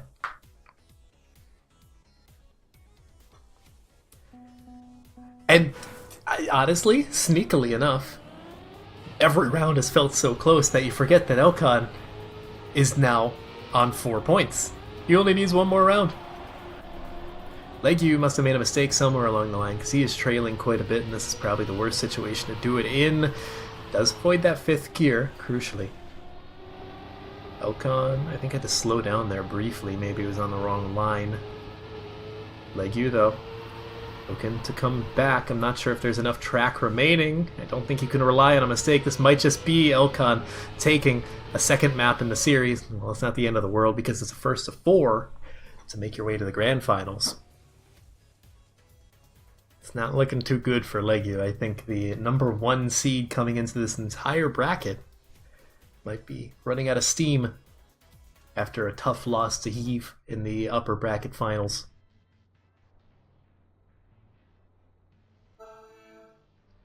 Now on to, this would be Legu's second map pick, Utma Chicken. Let's see if Elkan can continue his streak of dominance, or if Legu's own map pick will start to work to his advantage. It's so tough to immediately turn around after losing winners. Yeah, I mean, that's the thing, right? Legu, if he wanted to win the entire series, now has to play 4 series straight. Lose 1, win this, win Grand Final Series number 1 for the bracket reset, and then win the bracket reset. All of which, every single match of which, is a first of 4. So it is a slog. But sometimes it just happens like that. These players understood the... I mean, this is a normal double elim bracket. There's nothing out of the ordinary here. That's just the challenge that they all signed up for. They were well aware this could happen. Like you, looking for more speed. Elkan, however, trying to maintain his lead. I don't think he'll be able to unless he can get a solid drift here. He just might be able to! Whew!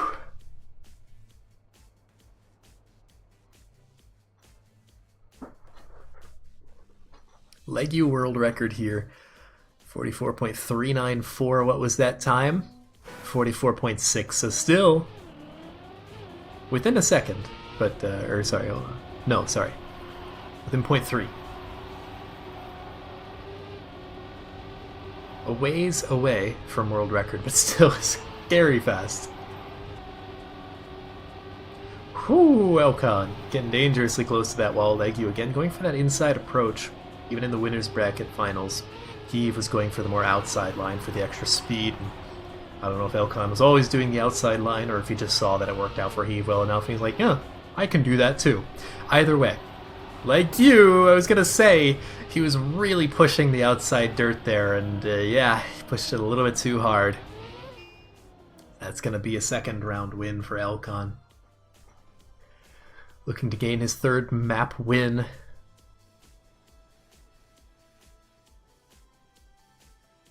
Every round is so close. Well, not anymore, HD. That one wasn't. Maybe close right up until the crash. But either way, just gotta brush it off. 0-0 mentality. Otherwise, you're never gonna survive with this much pressure. Legu falls a little bit further behind. I think Elcon's getting some really strong SDs there in the grass section. Legu gains a little bit of space, but is nullified rather quickly by Elcon's better speed. Goes higher up. Legu might have a bit more speed coming into this dirt section. You can see he's gaining on Elcon.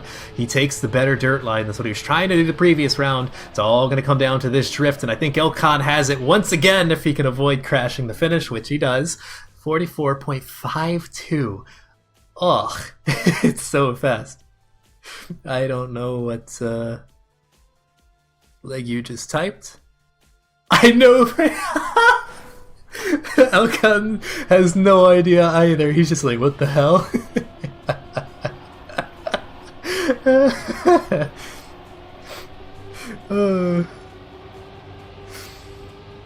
I don't know how much that Elcon recovered the dirt dummy. Well, he's not going to recover from that. So that's a free round for Legu. He just needs to chill. He's almost getting the knockout timer. Might even get the knockout timer. Doesn't really matter. 3+ seconds. No, looks like we won't be seeing the knockout timer. It's 4 seconds for that. But he just needs to chill. He can use this as practice. Oh, there you go. There's the knockout. Not enough checkpoints to matter, but even still. Still a pretty fast round from Legu. Actually, that's the first Legu round win, too.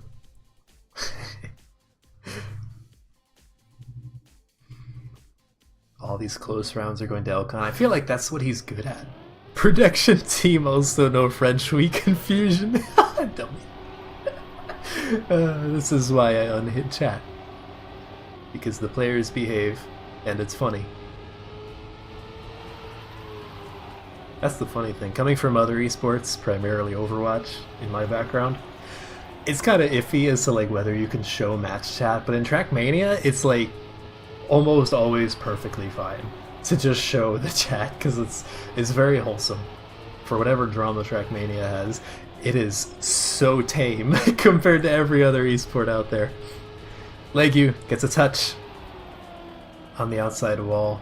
Elcon, I thought a touch there, but it doesn't really matter because Legu still would have been pretty far behind. And Elcon now in finalist with the 44.4, no less. In the previous round, that's like what, one less than a tenth even, because I think it was 0.39 was the world record.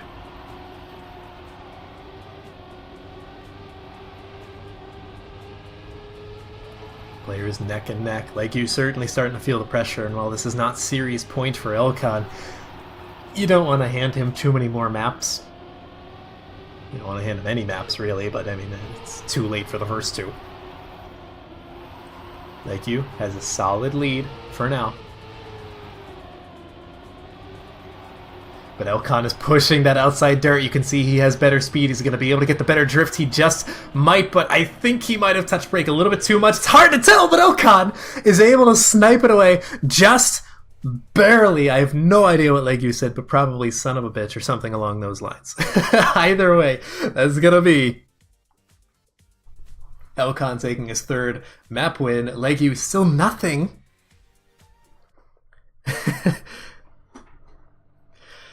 Oh dear.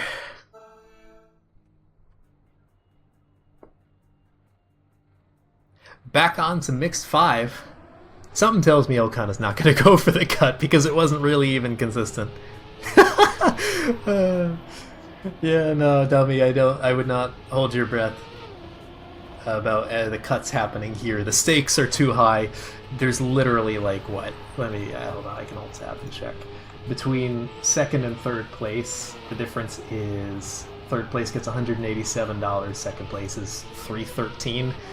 That's over 100. That's like $150 almost. Difference between the two places. Like, I don't think you go for the cut.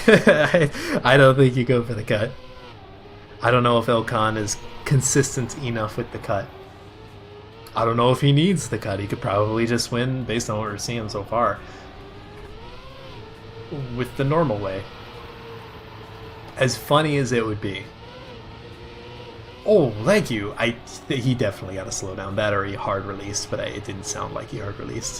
So that's going to be Elcon just running away with this first run. Sure. Sure. Like you, keeping it straight this time.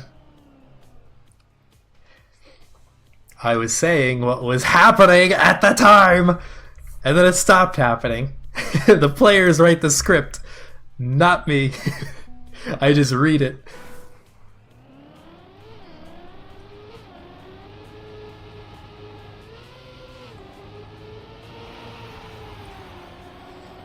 Legu goes very inside there, but you can see he sacrifices quite a bit of speed. It does even out here, but Elcon stays in the lead just barely.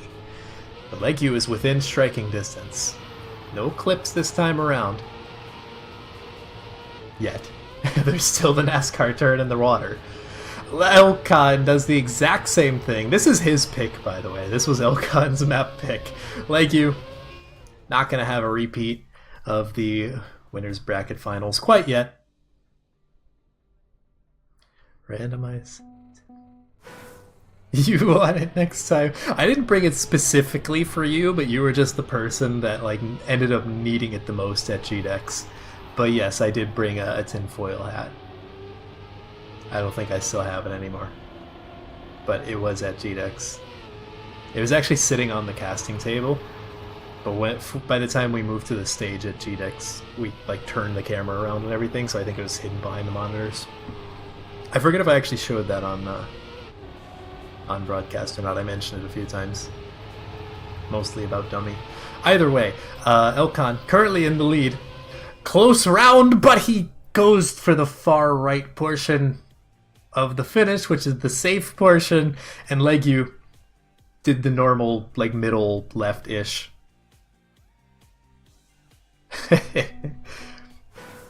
Because he didn't cut. I feel like he probably would, like, when Dummy and Elcon were doing the cut yesterday, both of them had to respawn to actually land it properly. If Elcon still has to respawn to hit the cut properly, I don't think he's going to do it when it matters. Especially when Legu is currently up 3-0. But Legu now trailing by over a quarter second. Doesn't release, does maintain, however. Oh, but he clips! Nah, yeah. If he didn't clip, I think he had it. He probably had the speed, but nah. Unfortunate. But it's just one round. He's still 2 ahead of Elcon for this map. Not panic mode. Mostly. Elcon is on series point. So some panic, but not enough to mess you up. Probably, hopefully, I don't know.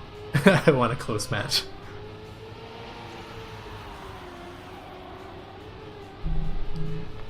Oh, Jesus. Bye.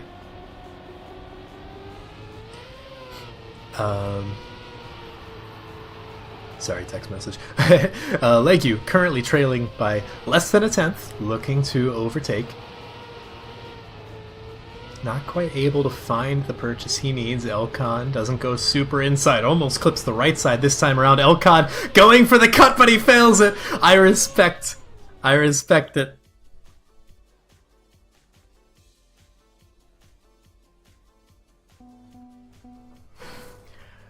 Okay.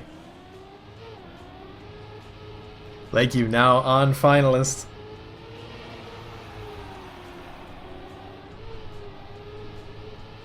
It's a little bit of a wonky dirt section there, bounces around Elcon. Left in the lead, Legue getting dangerously close to clipping that checkpoint, but does maintain, goes a bit wider, should have more speed than Elcon. You can see he's slowly gaining just a little bit here and there, about 100th gained. Elcon not going for the cut this time. He knows he doesn't have to. He should have the line. There we go. I was worried he went a little bit too far to the left in the water, but he's still okay. 2-4, still in favor of Legue. Could be his first map claimed. Elcon's own map pick as well. But of course Elcon keeps having rounds like that. Legue keeps making tiny mistakes, then he might not even need the cut. Elcon got a smoother dirt section, but only slightly. Mere thousandths, milliseconds separating these two players. Both get smooth transitions. Legue goes a bit wider for more speed. Starts to even it up. They're even closer towards each other now. Legue technically now in the lead, but I wouldn't hold that till the very end. Elcon looks to be in the lead. Both get the same kind of water bounce. Waiting for a cut attempt. Don't hold your breath. Not when rounds are that close. It's not worth it. I don't think Elcon quite has the lineup for the platform half-pipe landing.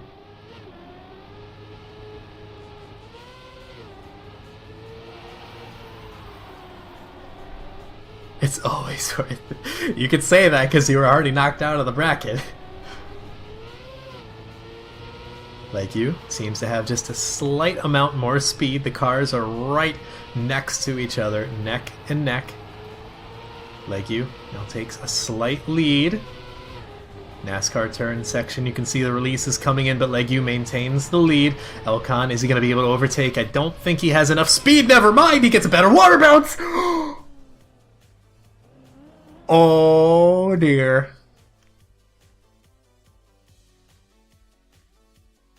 So let's try and break that down. Legue got a worse water bounce because he was angled, but then Elcon clipped the left side of the finish trying to risk it too much because he knew he had to, allowing Legue to overcome the bad water bounce. At least he won from one of the bad water bounces, and that is the last of Mixed 5. That was Elcon's map pick, claimed by Legue, much needed, and now on to Scorpion, which is Legue's map pick. Memory serves, Elcon was pretty solid on this map versus Mika. But Mika also brought it to him. I forget who won that map specifically, but I remember it being close between the two of them. Don't call it a comeback. It's not a comeback yet. We gotta wait until at least Legue gets a second map to his name. A 4-1 series. Really don't know if you can consider that super close, so Legue's got some work to do before we can even consider it. Although I'm sure that pressure is mounting in the back of his mind. But for now, no need to freak out. Oh yeah, I remember Elcon does the outside line here, gets a lot more speed, but it stabilizes because you have to oversteer and release a little bit. Didn't get it quite as clean as he did versus Mika earlier today, so Legue maintains the lead by a pretty solid margin. He just needs a clean end, doesn't need to be super risky about it. I don't think there's much that Elcon can do to come back in this round. He's just too far ahead. World record is a 55.488 by Heave. didn't see what the finishing time there was. 55.58, so about a tenth away. That's a seriously fast speed there from Legu. Alcon gets a much better outside approach. But Legu starting to catch just a little bit. Legu actually the only controller player left in the entire bracket. Heave, of course, and Elcon, both keyboard players. So the smooth steering may be doing wonders for him, who knows, but he is catching up right now. It's just a tiny amount more speed. But of course there's not much track remaining and only so much that you can do, especially when you're a quarter second behind. You kind of need Elcon to make a mistake more than anything. He made a small mistake there, but I don't think it's enough to really matter. See, Legu gained a few hundredths in the final split there, but ultimately it's going to be Elcon evening up the map score.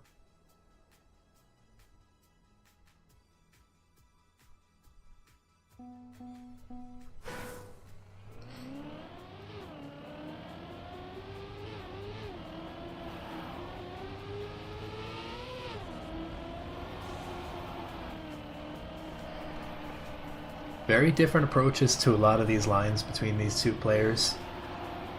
Seems to even out somewhat until we get to like that middle end portion where anything can happen, really.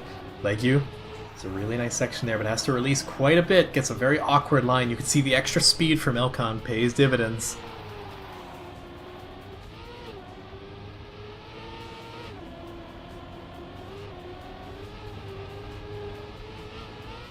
Elcon currently in the lead by about 0.2, and I'm not sure if he's going to be willing to give up that position. Legu's going to have to risk it, but there's only so much more that you can risk.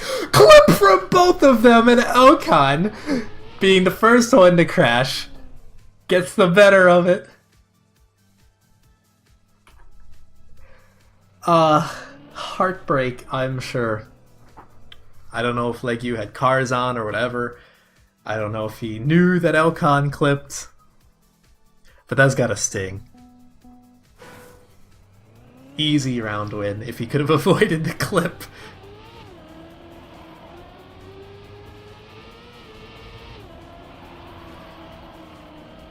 Start seems very close between the two of them this time around. Oftentimes it's one or the other leading by about a tenth. Not this round. Everything looks clean and tidy. Would you let me finish my sentence? Legu, excuse me, Legu trailing by a little bit less than half a second now.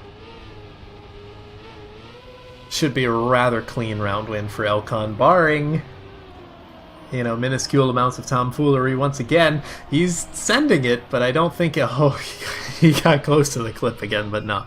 We're good there. Legu knew what was happening. It's going to be 3 points to Elcon, 2 more to go. Legu still fighting for his life in the series.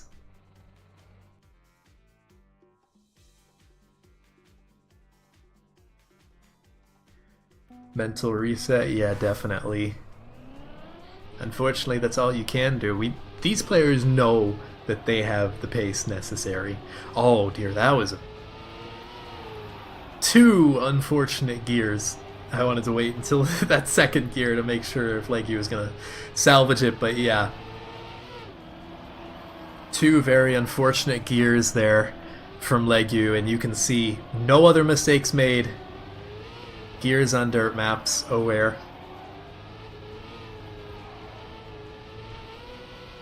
About a second lost, and that's just going to be Elcon winning the round unless he makes some kind of catastrophic mistake.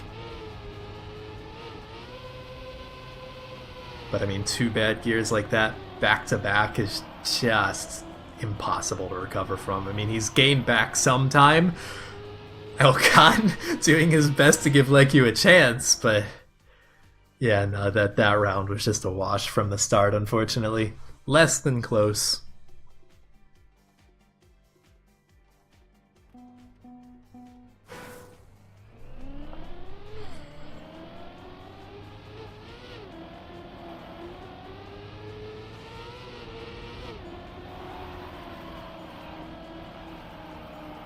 And now it really is do or die. Elkan 1 round away from securing his spot as the lower ranked grand finalist. Would still have a long way to go to claim the crown, but oh dear, like you, he knows. He knows that's gonna be it. Yeah, it's probably something along the lines of good luck in the grand finals. Windows? Perhaps lag? I don't know. But either way, that's gonna be GG's, folks. Elkan will claim his spot again as the lower seeded grand finalist. Oh, a little bit of style with it too. I respect it. And that's gonna be it. Once again, we can head over to the bracket so you can see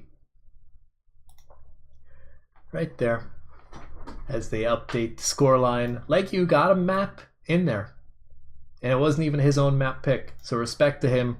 Like you, number 1 seed coming into this bracket, relative latecomer to the tournament. Again, came in, 20 plus weeks in out of like 30 something, if memory serves. Won a ton, and I mean, for his efforts, is walking away with like what, $187. That's not bad, in all honesty. GG's to him. But well, it's gonna be time for the grand finals in just a little bit. They're gonna be setting up the map picks. So once again, to allow myself to rest my voice in preparation for what I hope to be an insane series, potentially 2 series if Elkan wins the first one. I'm gonna mute my mic, set it off to the be right back music, and let you all take a gander at the map picks. So I will be back in a little bit. Enjoy the map picks, folks.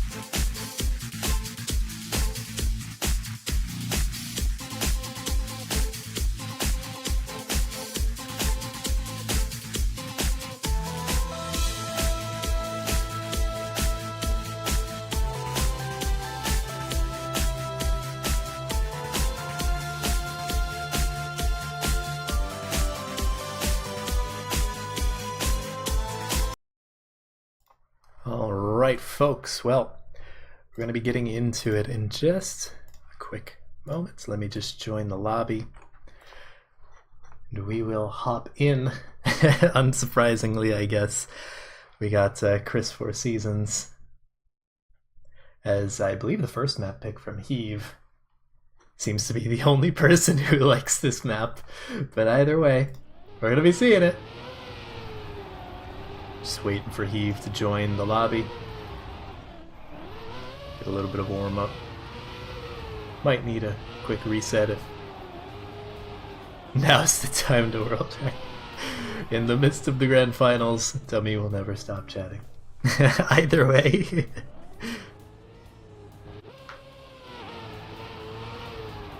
I have like 5 minutes on this map, says Elcon. Don't worry, this is not live yet. We're just waiting on Heave to get in. World record is a 34.058 by Heave.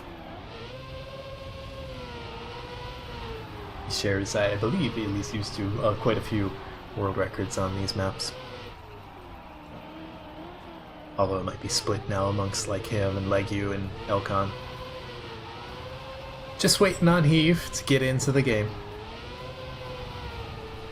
Check the Discord, see.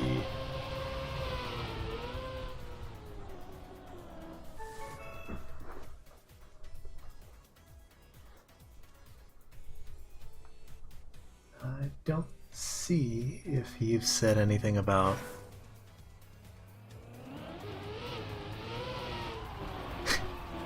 I don't see anything about Eve saying, okay, give me a minute to get in, so hopefully there's no issues. There he is, okay. we got him. Always a slight concern, especially yesterday with Neon having difficulty joining one specific room of the 4 that was open. That was very weird. I know HD was freaking out over that behind the scenes. He's like, help! I'm like, I don't know how to deal with lobbies in this game. Either way, reset and then live. We did not make a room 5 in an attempt to fix it. No, you just swapped rooms 3 and 4 around. Okay, well, that was Eve giving a little bit of a show there in the pre-warm-up and all that. But, warm up, then live. For real this time.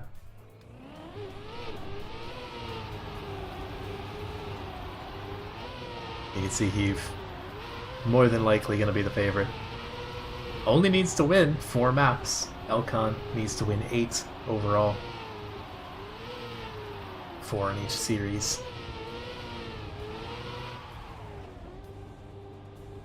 Bit of an uphill battle. Let's get this map over with. And they can't ban anything. Only 7 maps. Sorry, 8 maps in the pool, and there's 7 maps chosen, including the tiebreaker. There's no room to ban anything. And you know Heave is going to choose this. You can see he's just rocketing away. Yep.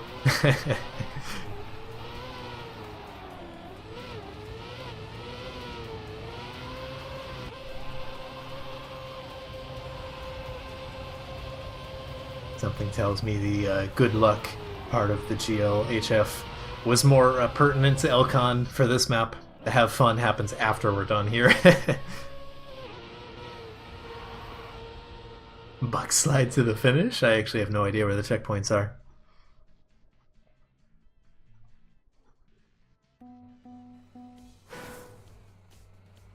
Who does that? But is that even a possibility? Again, I don't know where the checkpoints are. We could just watch Heve's perspective to see where the checkpoints are, because Elcon is... yeah.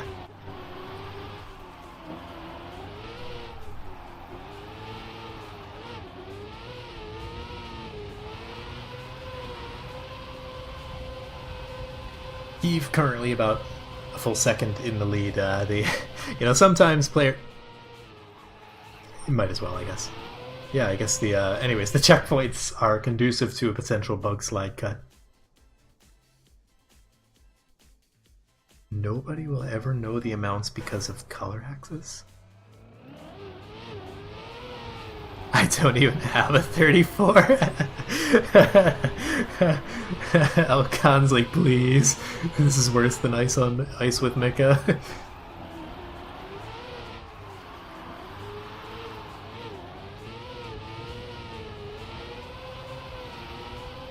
Either way, this map is a bit of a wash. Oh, really?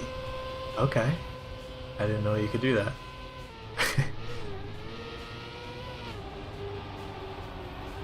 Good try. But like the finish is positioned in the wrong... It's positioned like parallel to where the bug slide would bring you. Like what? Unless you like bug slide and then land into another bug slide going into the finish? Is that the idea? Either... Oh, he has a chance. Never mind, he does have a chance. there was a brief moment where it looked like there may have been a sliver of hope, but that was dashed rather quickly.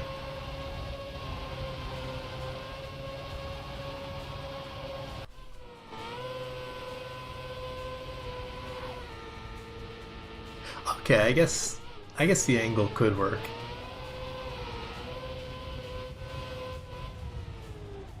I almost like that route better than the actual route, to be honest.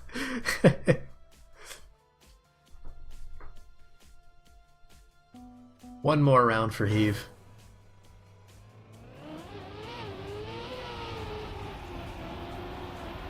In before, like a week from now, Elkan comes back with a world record on this map with the bug slide route because he got it into his head. Okay, well, Heave bonks twice, so Elkan actually has a chance. Heave, probably a good, second behind, I was gonna say. Elkan going for... oh dear. Oh, if the tree wasn't there, I think there was a chance, but no. Because he had the right trajectory, but that's just going to be Heave taking this first map win. Elkan, backwards finish. First time he's seen the finish, I think. The Kentucky Trackmania Discord commends your efforts. Okay, well, off to the actual races now. That's just part of the handicap Heave gets for being in the upper bracket, apparently. Granted, I don't think could have escaped that regardless of whether Heave came from the upper or the lower bracket. Was Heave also just doing the inside hole line? I guess we'll see once the warm-up is done.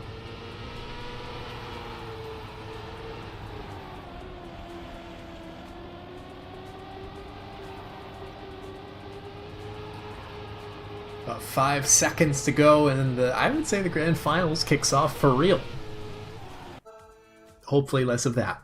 You know, either way. Heave needs 3 more maps.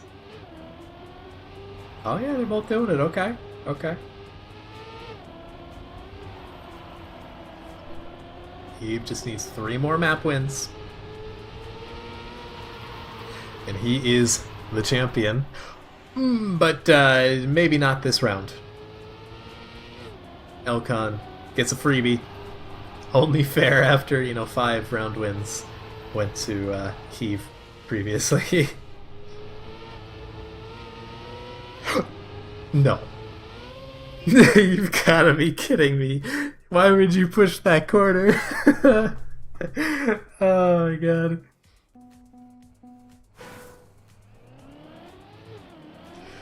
I don't...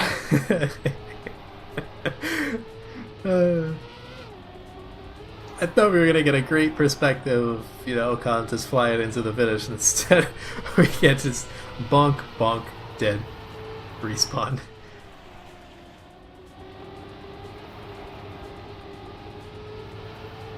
Elkan, yeah, I saw that line coming. Pushed the outside a little bit too much. That's just gonna be Heave walking it in, unless he pulls an Elkan, which would be funny, but not quite what he had in mind. That's gonna be 2 round wins. Going over to Heave.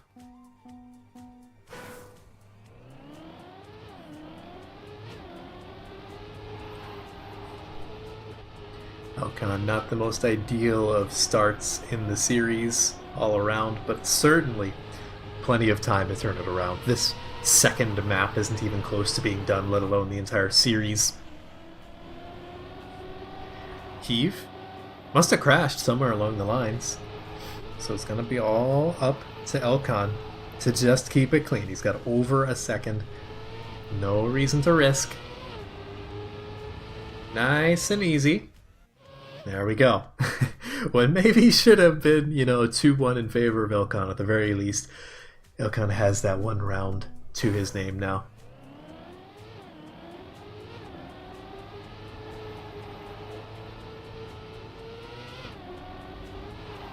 Starts relatively similar, but it looks like Elkan sends it a little bit harder into that outside dirt, leaving Heave to trail by just a little bit.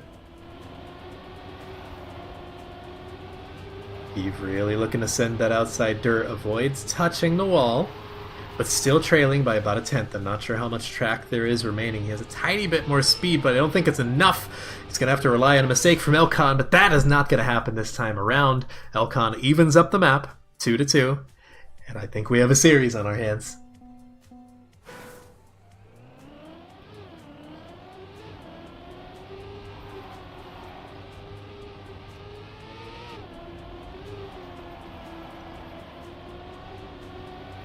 Both players with a similar line to start things off. Heave gets a little bit of a slide there. You can see he loses maybe a few hundredths tops.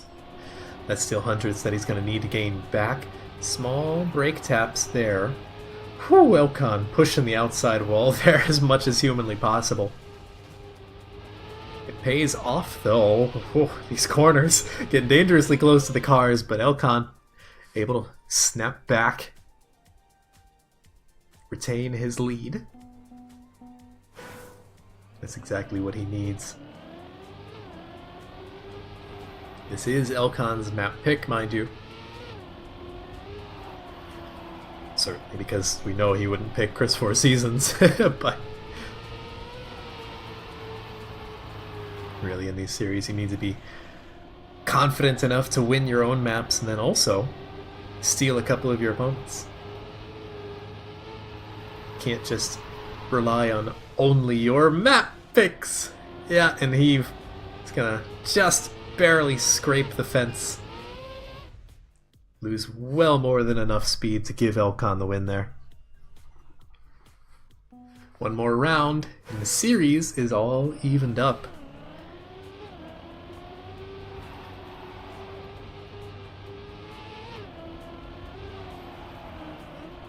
A lot of mistakes happening on this map. Both players touching the outside wall, with Heave crashing second leaves him in a much worse position. Not unrecoverable though.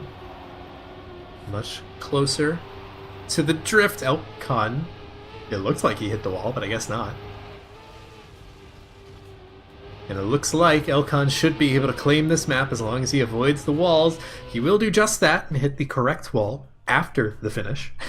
So that's going to be him evening up the series 1-1. We're moving back over to one of Heave's map picks. Elkan got plot armor. Well, whatever it is, it's working. So we're heading off to Mirage. Interesting choice. This is the map that Heave first lost a grand finals to in the weekly event, to Mika in that case. I remember because I was casting that one. Still have the VOD somewhere buried on my YouTube channel.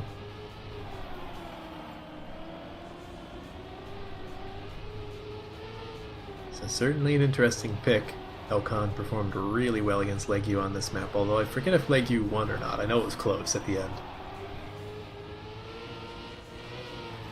Heave, of course, has that little turnaround with the wobble, just practicing it right now.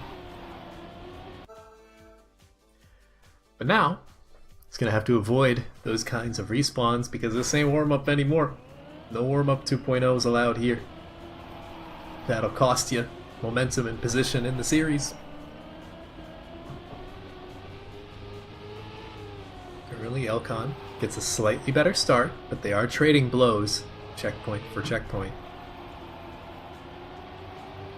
Currently, Heave looking to overtake, gets the wobble, catches up slightly to Elcon, but positions remain static for the time being. Yeah, that's a lot of penalty sand. That's just going to be first round going over to Elcon. I respect the risk from Heave, but there's only so much you can do there. Just got here, someone explain everything. Okay, so this is the grand finals. First to 5 round wins gets you the map. First to 4 map wins the series. Elcon's coming from the lower bracket, meaning if he wins this series, he needs to win another first to 4. Whereas Heave, coming from the upper bracket, just needs to win this first to 4 to win everything. A lot of money on the line. About $800 US between first and second place. First gets like 500 and second gets 300 something. How big is the map pack? Map pack is 8 maps. So the potential to see all of them but one, given this. There were pick bans earlier when it was first to 3. Oh dear, well, Elcon clips right at the very end. The one spot that everyone always clips.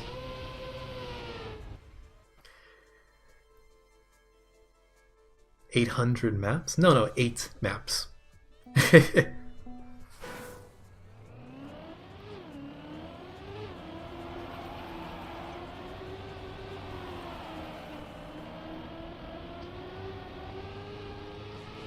The map is tied up, and actually the series is tied up as well. 1-1 in both maps. And in rounds. 800,000 maps. Yeah, just randomly pick things off of TMX. Hope for the best. Good luck if you get khaki or trial. Get good. No, these are actually relatively tame maps other than the very first one of this series. That was Heave's pocket pick. Speaking of Heave, currently in the lead, Elcon looking to overtake, but I don't think he's going to be able to unless there's a mistake, but nope. Less than a tenth separating the two of them, but Heave's going to take his second round win. 44.1, that sounds pretty fast. I think 44 or 43 point something is world record. Memory serves.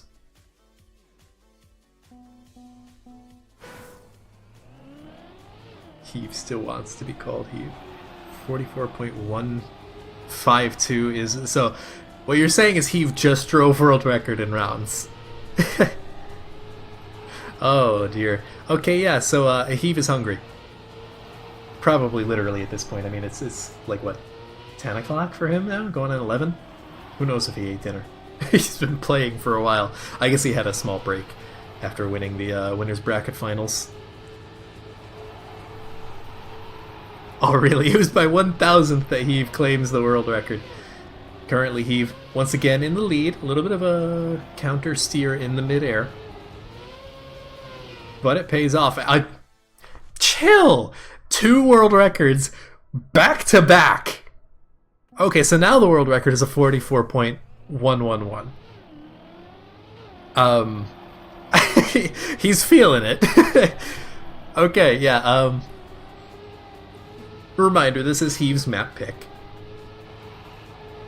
So, it's to be expected that he's going to be comfortable on this, but for someone who, over the course of, like, again, the last couple of months, Heave's been a lot more quiet in terms of the weeklies. He started losing series, falling out of the single elim brackets for the weekly event.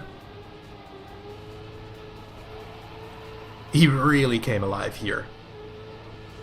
You know, bad round to mention it because he had the clip, but even still, 2 world records back to back is ridiculous.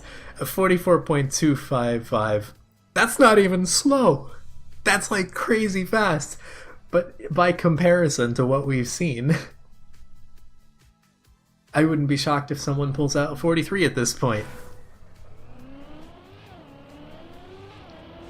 Heave still in the lead. 3-2 on this map. Elcon with a great start, however. That's screaming fast. Avoids any kind of wall touch there. Goes a little bit more towards the middle of the downhill. Maintains a ton of speed. And Heave, who has a decent round of his own, is just caught trailing behind by like a 0.25 almost. almost literally as I say that. Both touch just barely on their front left tires for the penalty sand, but I don't think it's going to matter much in terms of position, maybe in terms of fighting for world record. But 44.195, yeah, they're just getting faster.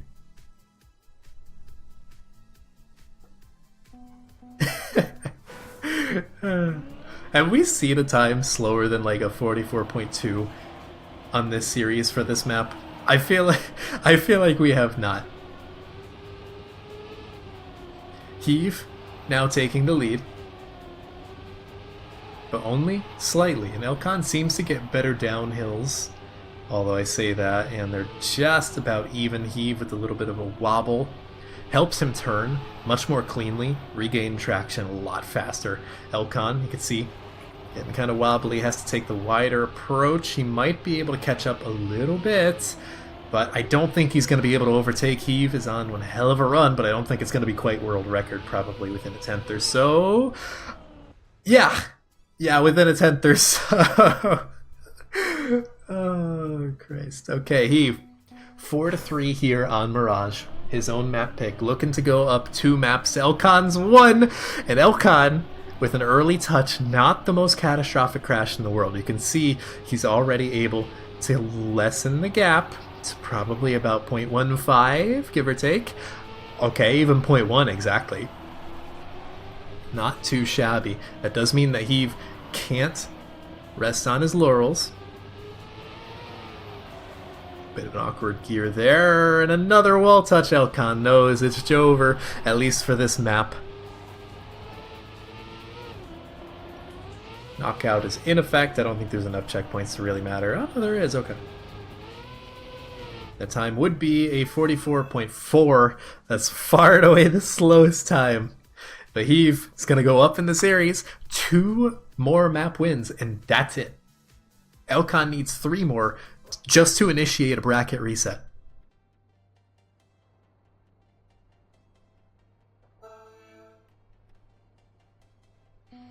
But now, heading over to Sting, the transitional mixed map. This was Elkan's pick, and it's weird, right? It's not the strangest transitional map we've had, but it's a weird one, and Elkan's good at weird maps, usually, minus Chris 4 Seasons. He just doesn't want to play that one. There's a reason he banned it right up until he couldn't anymore. This is all just practice. Warm-up is now done. This time for real. Heave really looking to put the pressure on Elkan. Elkan's one of those players where if you let him build up steam, he just gets scarier and scarier as the day goes on. And he's been playing quite a bit today, so maybe not let him warm up a bit more. Currently Heave in the lead, but only slightly. Elkan trailing behind, basically mirrored his line. Same drift, no change in positions. Heave going a little bit more outside. You could see it's like maybe 1 or 2 more speed. Going a bit more inside on that drift. Elkan has to oversteer and will lose some speed as a result. Heave's looking very clean here on Sting. All he needs to do is avoid any kind of crash here on the final grass section. Nice and clean. 48.467. HD, you got the world record on this one? Not that you hold it, I meant that, did you know what it is?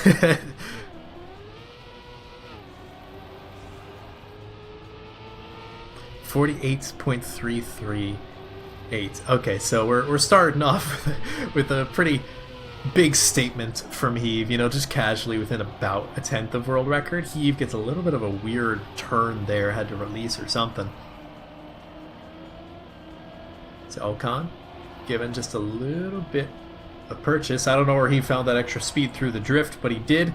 Probably just tapped brake a little bit less, but Elkan now once again in the lead by just about a tire's length, and actually they're almost tied in every single one of these checkpoints. They actually were in one of them towards the middle there. Heave really looking to risk it. He wants this round to himself, but Elkan snipes it away at the final moment. 5 milliseconds separating the two of them.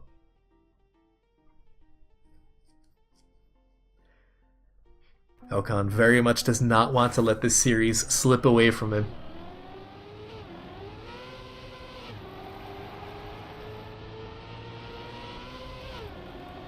But I mean, this has been coming down to the wire just about every single time, barring big mistakes, which aren't happening too often. So these players are forced to push and push and push even harder still until eventually they can eke out hundreds, if that. Elkan with a great drift, you can see he gets right back up into the fray, really looking to overtake here, but Heave not giving him any quarter. Gonna have to oversteer a little bit and lose a bit of speed, but I think Heave lost even more speed still. Just touching the wall briefly in the grass.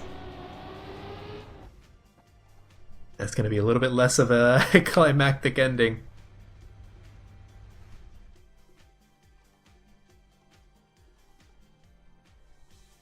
Elkan goes up 2-1 in the map.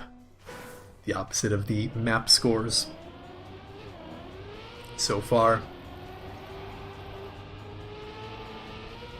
Heave looks to have a little bit less speed coming out of that bobsleigh. Elkan goes wider, set up for more speed out of the drift. You can see he gets dangerously close to the wall, but it does even out at the end of it. Heave very slightly ahead, about half a car length.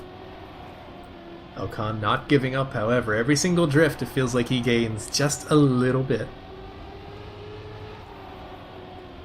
But Heave tends to have stronger grass and dirt sections. Coming into the final approach, Heave again tends to be better on the grass parts, but Elkan sniped him once before. Can he do it again? I don't think he'll be able to. A tenth separating the two of them. 2-2.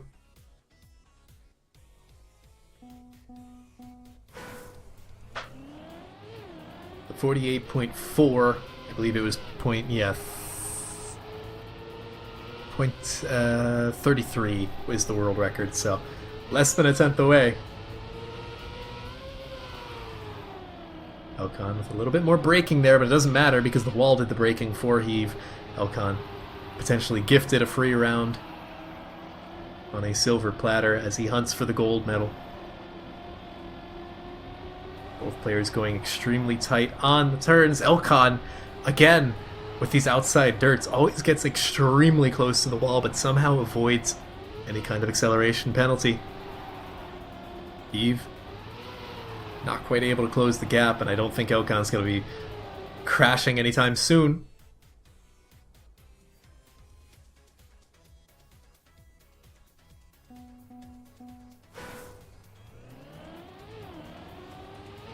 Two more round wins for Elkan to even up the series.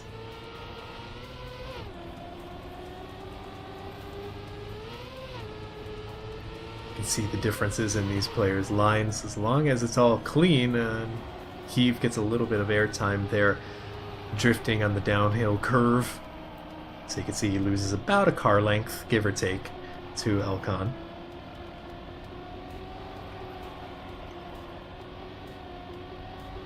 Heave now, I think, has like maybe 1 or 2 more speed. Has to oversteer slightly. This time Elkan's the one who gets the cleaner grass section.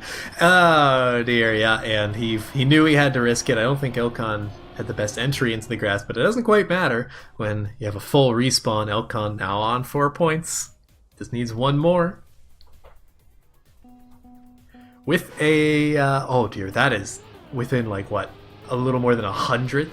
No, even less than 100th from the world record. That's like 0.7 away? Or sorry, 0.007 away. 7 milliseconds is what I'm thinking.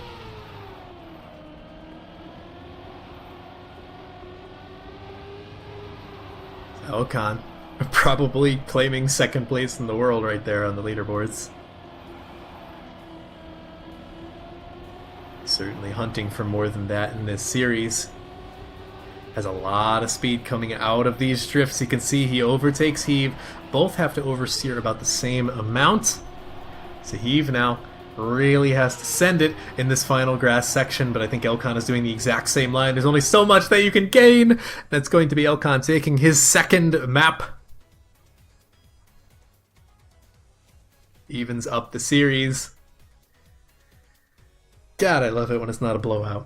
It's always boring when it's like, ah, grand finals 4-0. Done.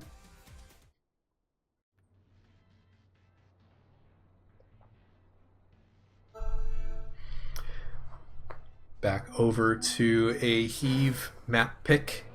My chicken, which is a, I guess we can call it mixed tech. Or at the very least, just mixed.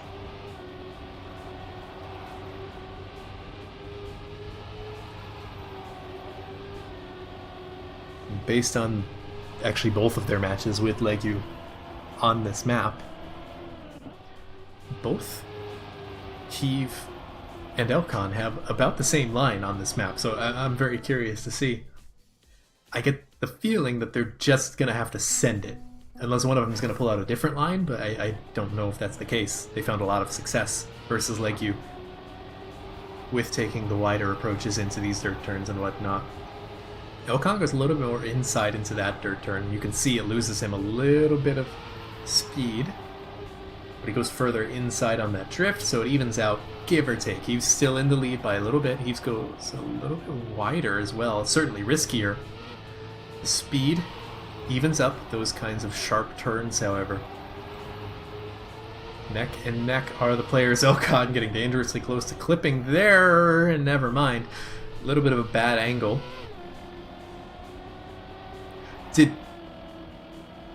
Did Elcon miss a checkpoint? Shouldn't have been 7 seconds behind. Yeah, he did miss the checkpoint, yeah. He's like, okay, can't send it that hard. Noted.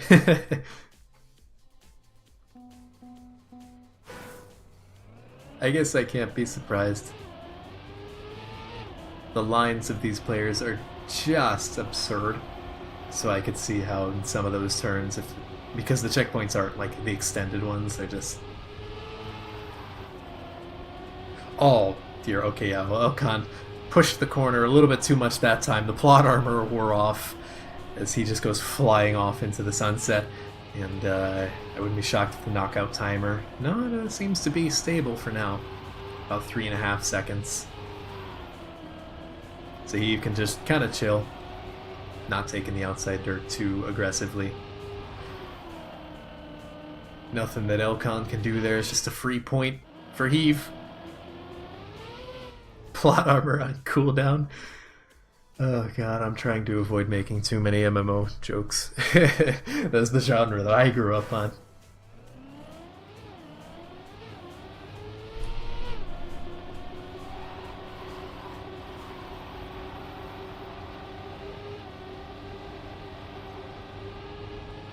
Elcon keeping a little bit further away from the corners. I say that right as he sends it, but you know, the first couple turns. Eve going a bit wider, should have a bit more speed coming out of that dirt section, seems to be the case, but not enough to catch up to Elcon quite yet. We'll see as Elcon cuts over the corner. No clips here. Getting really close to the outside wall, but they both avoid it. And instead Heave opts to bash his face into the inside wall. I thought Elcon hit the tree there. But no, we have only a half XTD round. Elcon claims a round for himself with a 44.431 to top it off.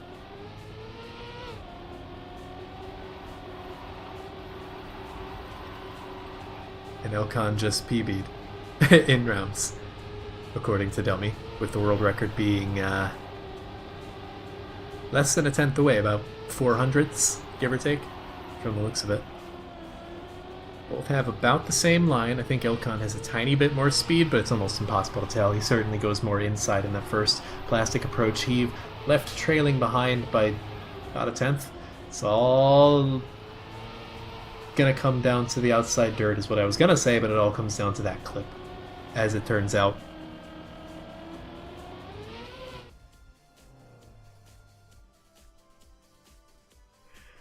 So now Elcon evens up the series, 2s all across the board.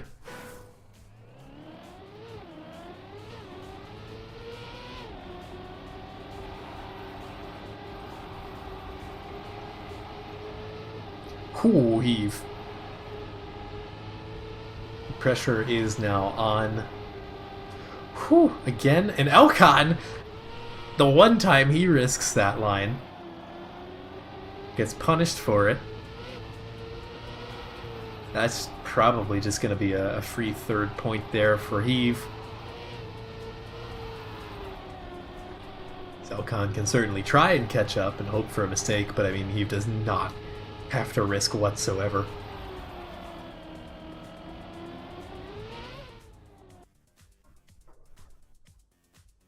Heave breaking the streak of 2s. We now got a 3 on the board. Fighting for that 5. Though it will take a few rounds to get there. Elkan doesn't utilize the outside dirt line there in the beginning too much. So Heave is left with quite a bit more speed. Elkan, oh, okay. He did not learn his lesson. He's going to stubbornly waltz his way through that line once again. But it pays off. I mean, he's right up there into the fray. Whew, thought he clipped there and there, but nope, we're still good.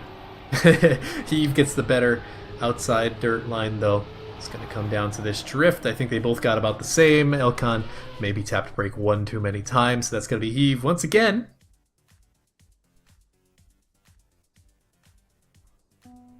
Five is already on the board. I'm not counting track number 5.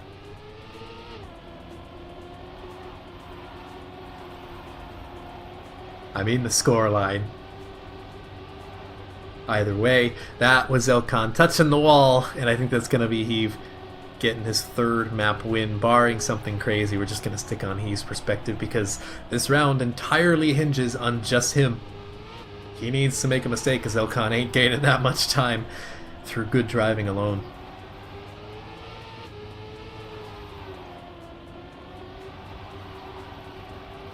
Not too risky on the outside line. Not the safest we've seen. And the drift avoids the tree. 44.5 to close it out. 1 map away for Heave. And that is it. He could potentially be the champion.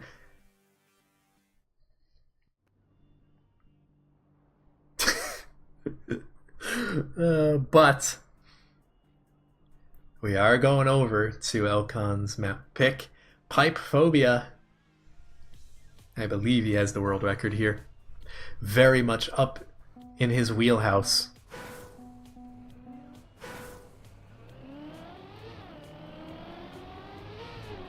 But Heave is no slouch. As it turns out, he is a solid player.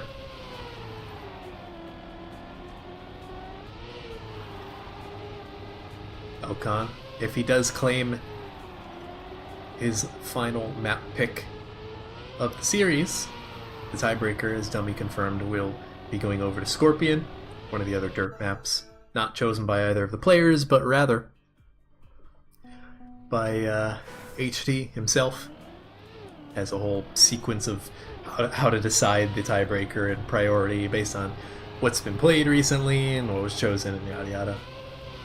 Currently Elkan gets a slowdown. He must have gotten the gear down there on the turn, leaving Heave by himself by almost a second, so we're gonna stick on Heave's POV.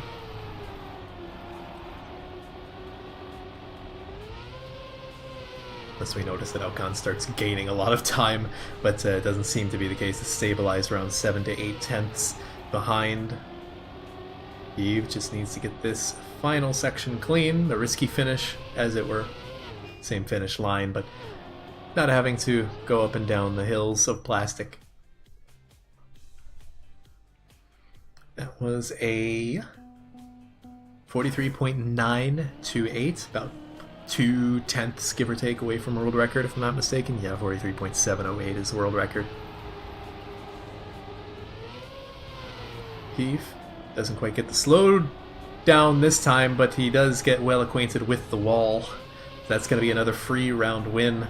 Normally Elkan basically unstoppable on these kinds of funky maps, but yeah, no, it's just a DNF, so we're not even going to see the finish. Quick round, in and out.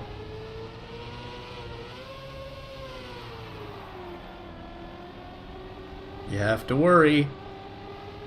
So while it has been a great series thus far, Heave kind of feels like he's starting to run away with it. This very much is a map of feast or famine. Of course, Elcon is a feast or famine kind of player, but it almost feels like we're seeing more of that famine right now. Stick on board with him. You can see he's sending it. Gets it clean. First time. This series, Jesus. Corner was almost the next on the chopping block to become acquainted with the front of Elcon's car. But no, we're still good. Everyone is alive for now. Elcon, currently in the lead, goes very diagonal in the approach, but Heave, much to Elcon's dismay, is right up there with him. Thousandths separating the two of them, now hundredths. Heave doesn't quite get the speed onto the final risky approach. Elcon with a 43.8, a little bit less than 2/10 away from, I believe, his own world record. I forget if they said who had a world record. Heave has world record, okay. But Elcon's probably like second or third in the world, considering his time is only a few hundredths slower than that. It's like a 0.76, give or take. Elcon pushing his front left tire to the absolute maximum distance he can on that plastic turn. And it pays off for now. Heave takes a little bit of a wider approach. Not quite any more speed as a result, so Elcon left in the lead by probably almost 2/10. Heave's going to have to push and hope for a better approach onto the risky. Elcon gets it perfectly clean, and while Heave does as well, Elcon was already in the lead. That's going to be another lobby best, 0.84. He's only getting better.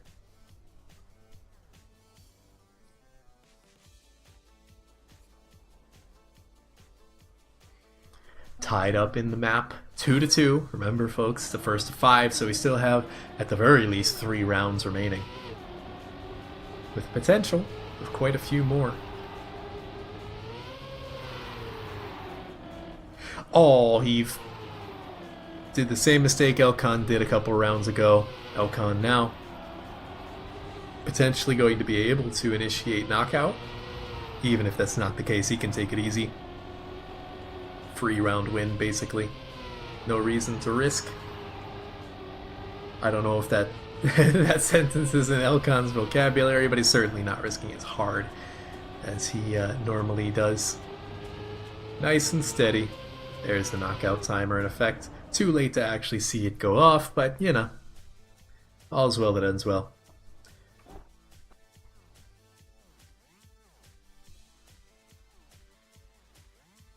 Inverse map versus match scores there. Again, Elcon fighting for his life.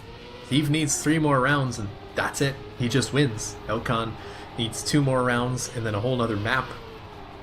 Oh, Heave clipped something there. Wasn't terrible, but he did lose the gear.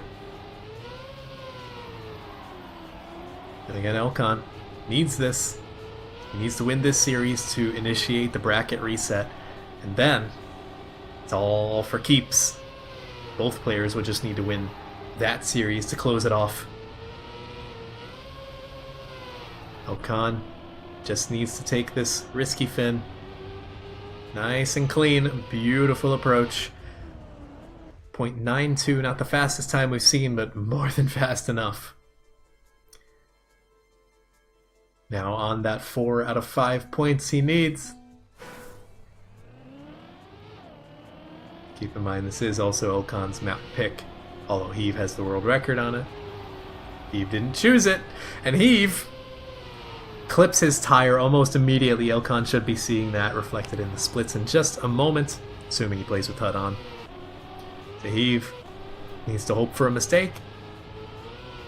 I don't think Elcon really needs to worry about much at this point. That's just going to be map 7, which is absolutely what Elcon needed, but even then, remember, if he wins map 7, he's still got a whole nother brand new first to 4 series.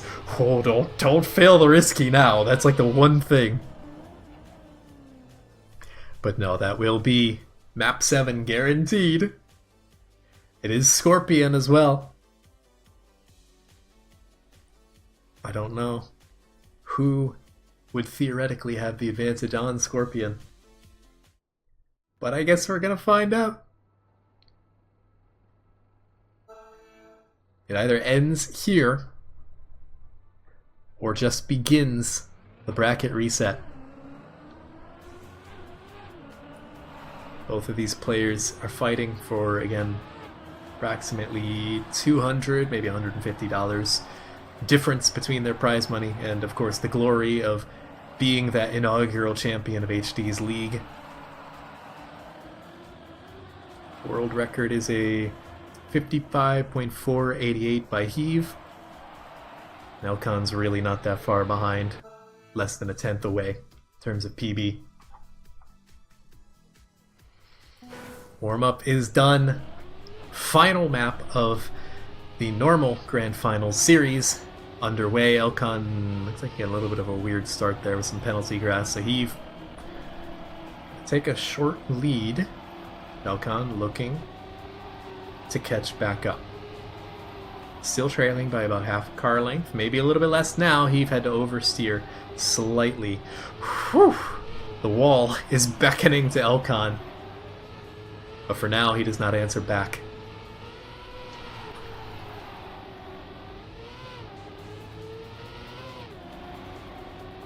Almost a gear problem there, but they keep it steady. Heave currently in the lead by about 0.2, but Elcon somehow catches up. I think Heave had to release, but Elcon touches the wall, and Heave, all he has to do is avoid clipping that left side, doesn't get too close to it. 56.0. A little bit more than half a second away from world record, but if it works, it works. Don't touch it.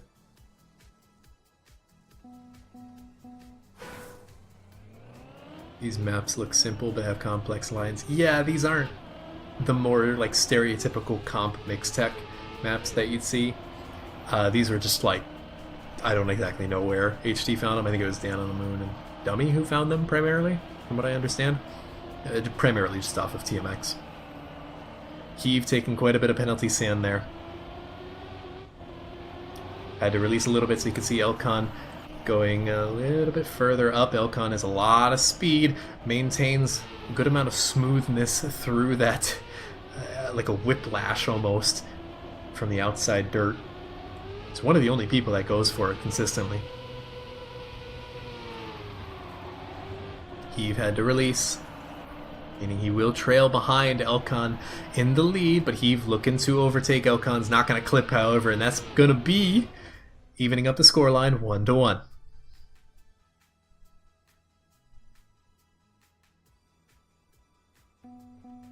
Elcon with a 55.5, I believe that is, yeah, that's a new PB for Elcon. Not quite world record, but what would that be, like 0.02 away from world record, give or take? Heave's world record. And speaking of Elcon, he might be chasing a world record right now. He didn't get the best of starts, but Elcon's on a bit of a tear right now. And of course, there's a lot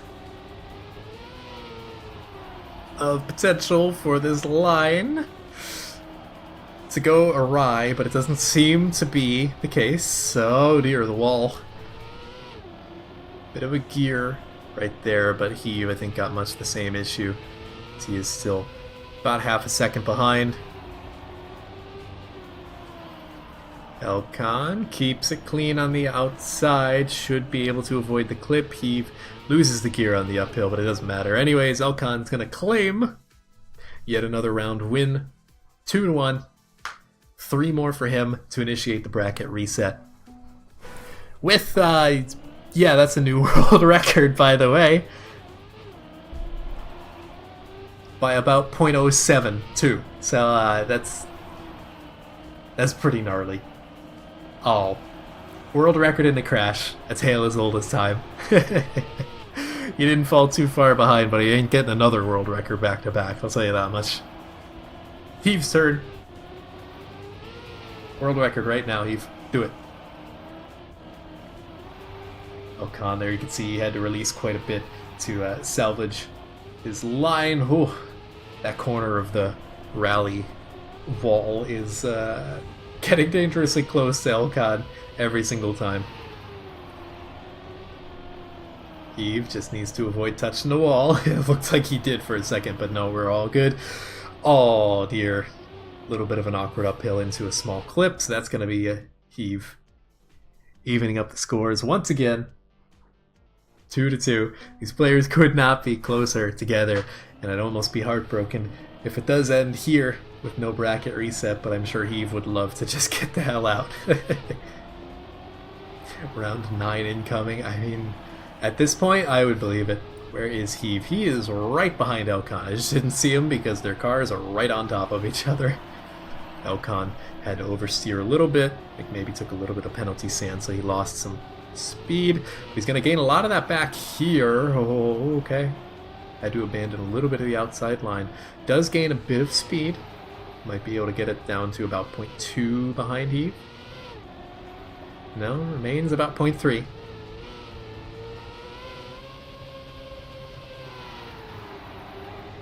Is able to catch up quite a bit. I think Heave tries to release in that final turn. They are neck and neck. Elkan might have a bit more speed, and he certainly does now as Heave crashes into the little clip on the left-hand side. That is the most treacherous part of the map. Elkan goes up 3-2 on the map. But is Heave going to be able to even it up once again?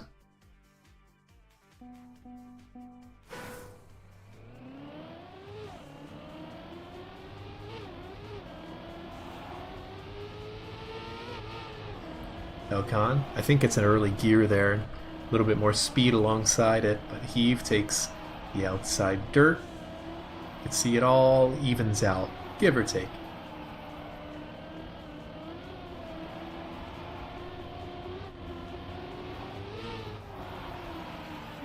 Heave again going for the inside line, Elkan for the outside. It seems like he was able to stabilize pretty well this time, so the difference is negligible.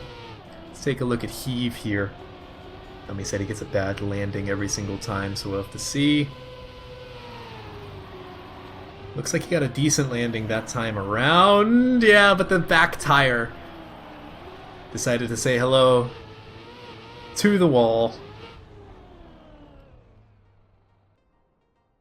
Curse. No, that's not a curse. It needs to be more blatant than that to be considered a curse. Elkan. This round could potentially initiate the bracket reset. Remember, folks, joined in late. Elkan came from the lower bracket, meaning if he wins this series, he needs to reset the bracket and win a whole brand new first to 4. But if anyone can do it, I think it would be Elkan. Heave, I thought he touched the wall there, but I guess he just went for a very awkward line. Currently in the lead, but he got a little bit more airtime than Elkan, so you can see they about evened up. Elkan even gaining just slightly. He has like one more speed than Heave. Elkan gets a much wider line there, a little bit bouncy, and I think he lost a bit of speed from that, maybe a few hundredths at most, but Heave needs to keep his composure here. No clippy. Elkan got close to it, but Heave lost a bit of speed at the end there, but he maintained and is now up to 3 points. Elkan loses with that outside line. He kinda does. The trick with that is that he needs the following dirt section with like the hill to be smooth. If he gets that, it's actually about maybe 0.05 faster. It's very minor, but it is faster if you can get it smooth. But it feels inconsistent because Elkan has, some rounds gotten it perfectly fine, other rounds not so much. It really depends on when we get to the point. I hit my thing. Right here, after this, if he has to release too much, which he didn't this time, so you can see he's pretty far ahead. If he doesn't have to release, it's faster. But oftentimes he will have to release or like tap brake to stabilize, otherwise he just goes flying off to the side. So that's really the big thing. It's like the risky line, basically. Still think Heave caught up. It's honestly so minuscule, it's hard to tell, but that's gonna be Elkan initiating the bracket reset. Great performance all around.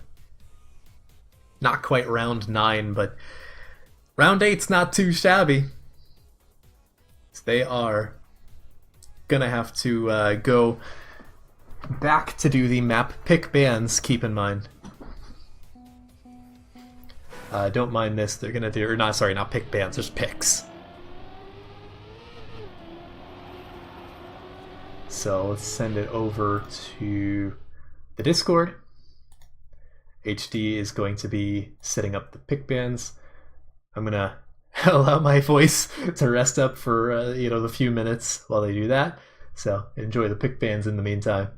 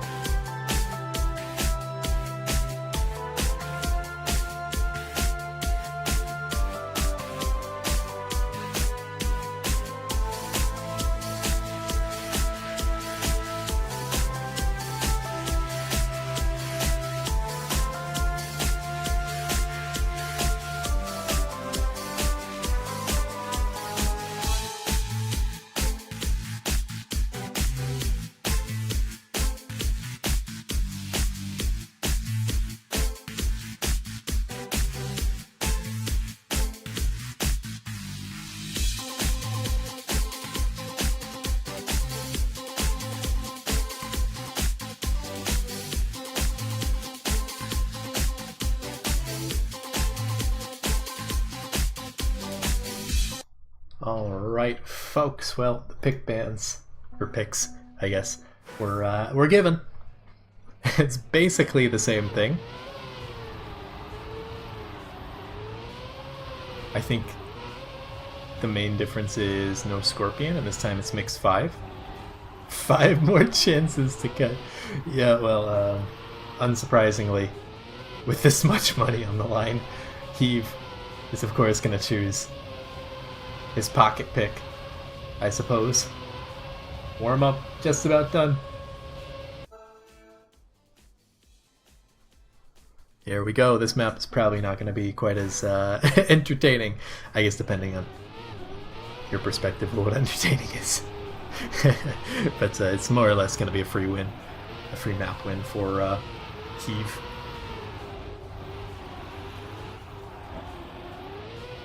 Although Khan, not doing too shabby so far.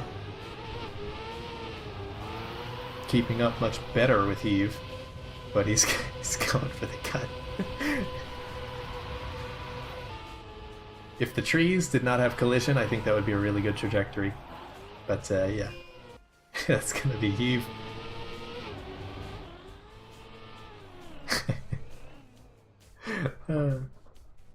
Yeah, basically just a free map win for Heave.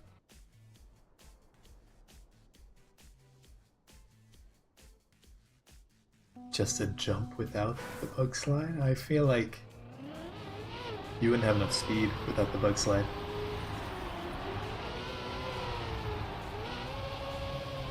Oh, I thought he was gonna crash into the checkpoint.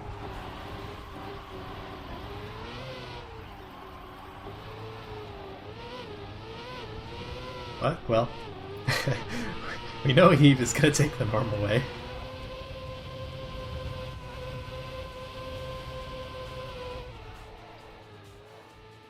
Is that even respawnable? Well, I guess he can just go around. Yeah, there's no shot.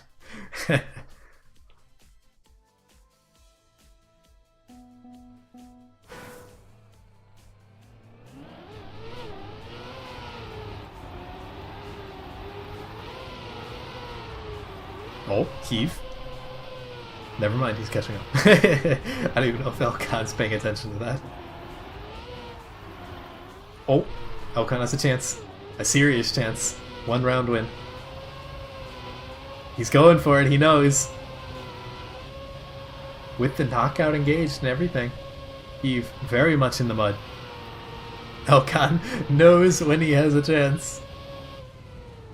Gotta take those.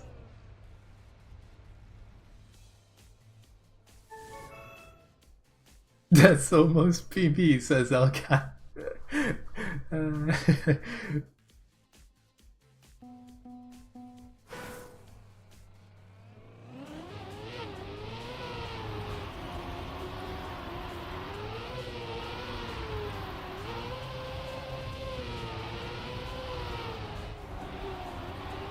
I don't think Elkan really has the feel for this map to push it the same way that Heave does. He admitted going into Grand Finals that he only had like 5 minutes on this map. Oh.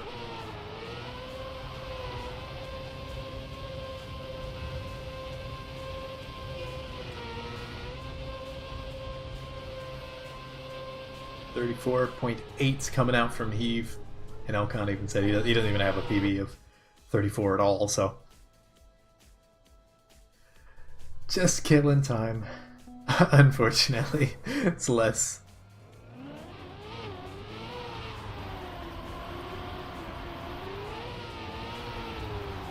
Unless Elkan really decides to send it on some of these corners and drive normally, I don't imagine the bug slide line is going to pay dividends.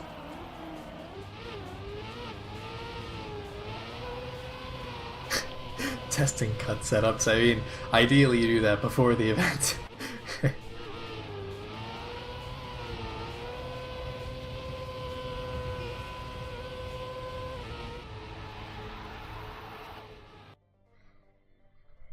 One more round for Heave, and then we get on to the actual event.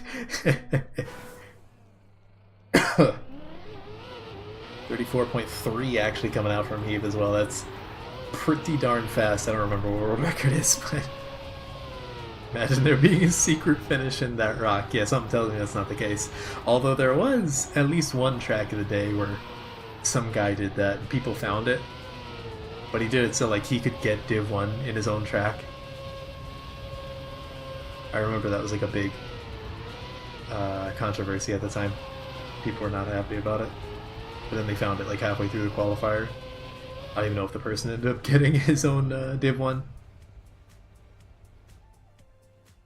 A very close map, yes. Sure. Okay, well, Heave takes his obligatory free map win.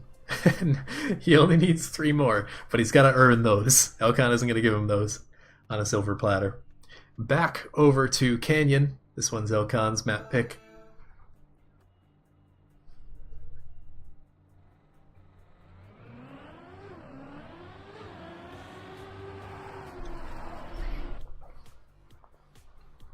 I believe these are really the only 2 players that used that funky line between the poles in the start.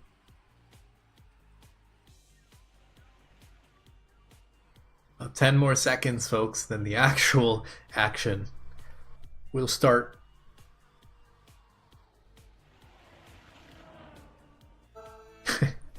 All right.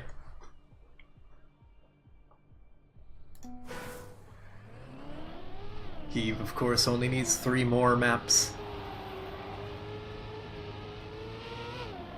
And that's it. Granted, he only needed 4 maps last time, and he was only able to get 3.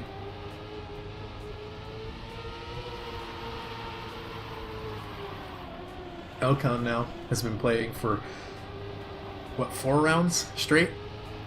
Because he got lower bracket. No, he had a short break. Yeah. He's played for the lower bracket semis. This round is extremely close. Heave is not able to snipe it away. It looked like he was. But only 2 milliseconds separating the 2 of them. Gonna have a brief pause there for Elkan. He's getting some freezes. They don't have the ability to pause the lobby properly, so they're just going to hold on and DNF this round. Heaves' nose going up cost him. Ah, that makes sense. So they're both just going to chill here for a minute.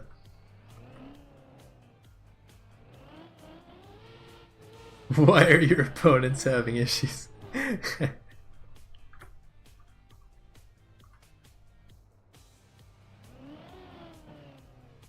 I have agents DDoSing. Sure.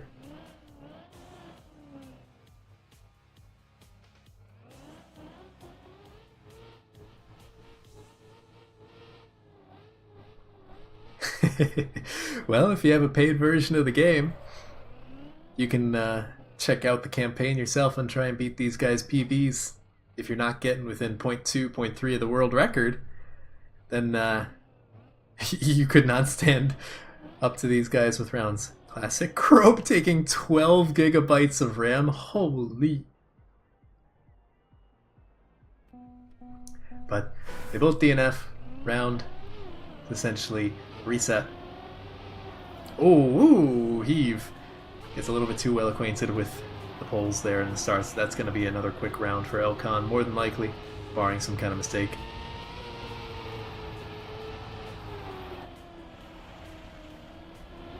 We're just going to stick on Elcon's POV, unless Heave starts magically catching up, but looking at the split continuing to grow by like almost a second, yeah, it's just going to be on Elcon to not crash. There we go.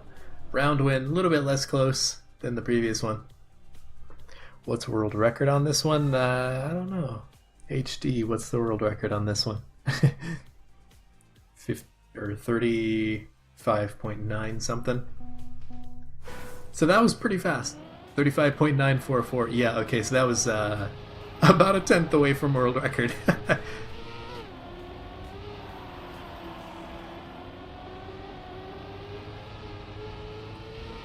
This time both players survived the start. Heave trailing by, what, like a tire's length?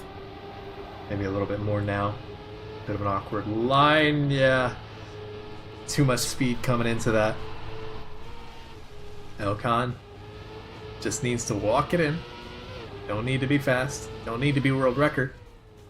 It's getting kind of close to world record, but doesn't need to be.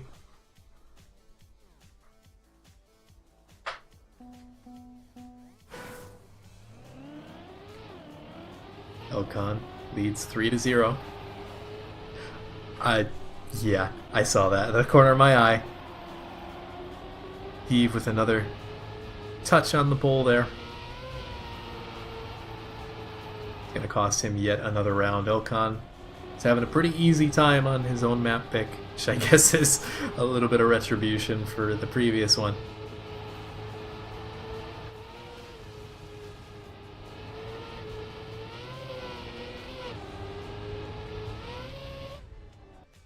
Quick and easy. Didn't have to be fast. 36.2. Still within like 0.3 of the world record, but you know, it felt a lot more safe.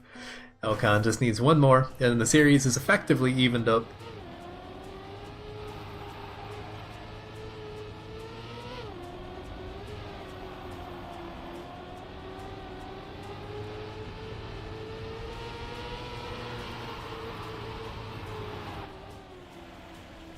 Currently, I thought Heave was still right behind him, but I was like, wait, there's no car noise.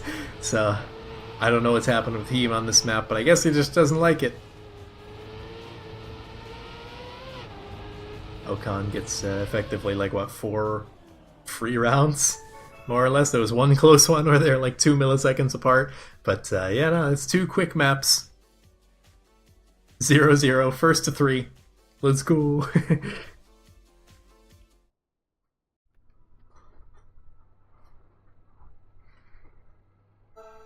On to Utma Chicken. This would be Heave's map pick.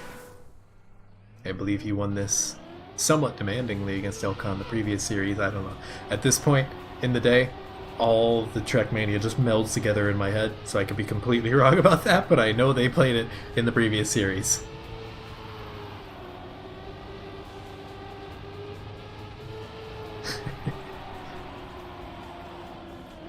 Brief little warm-up, don't worry about the crash quite yet, as Dummy is chatting his heart out. Warm-up now done, crashes hopefully out of the way, out of the system.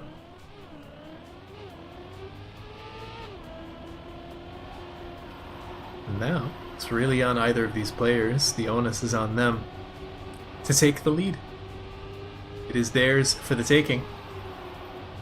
Heave going very wide into a very close wall approach. Elcon much the same, but Heave had a sketchier line. Both of them neck and neck. Heave going a bit inside to outside, back to inside, I would assume, whereas Elcon was just full inside. And you can see the speed difference.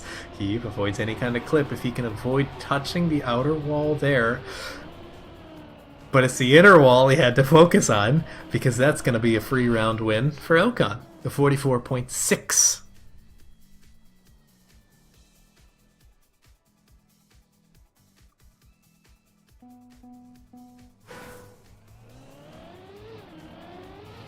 Can you put Subway Surfers on screen? Bruh, I don't even know what Subway Surfers looks like. I'm too old.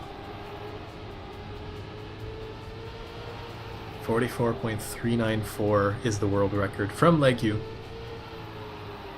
Fell out of the bracket versus Elcon in the lower finals. Elcon currently in the lead by a decent margin, about a 10th. Oh, do they both get a small clip? I feel like they both lost some speed there. I don't know if Heave is going to be able to overtake here, even with a good drift. Elcon would have to crash or something, and neither of them do. So that's going to be Elcon going up 2-0. Born after the invention of the iPhone. Oh, God. Too young.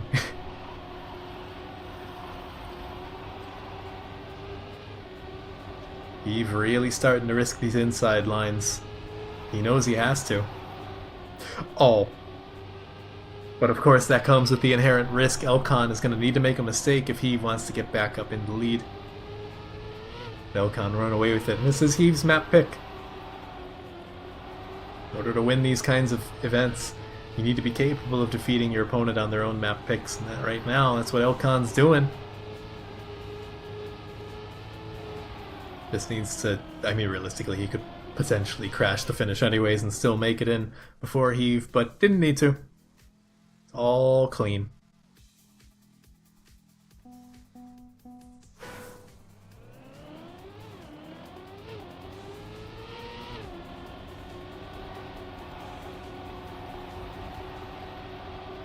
Elcon seems to be coming alive, and Heave making just small little mistakes, clips or crashes here and there. That's just what happens when your opponent is insane when it comes to pace. If anyone can send it, it's going to be Elcon. Force a certain level of performance from your opponent, and sometimes they can't live up to that.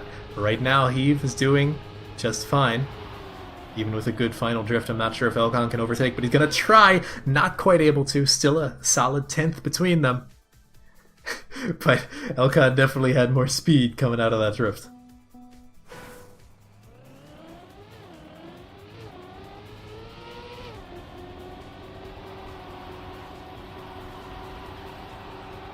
Heave also driving a pretty darn fast time in that round.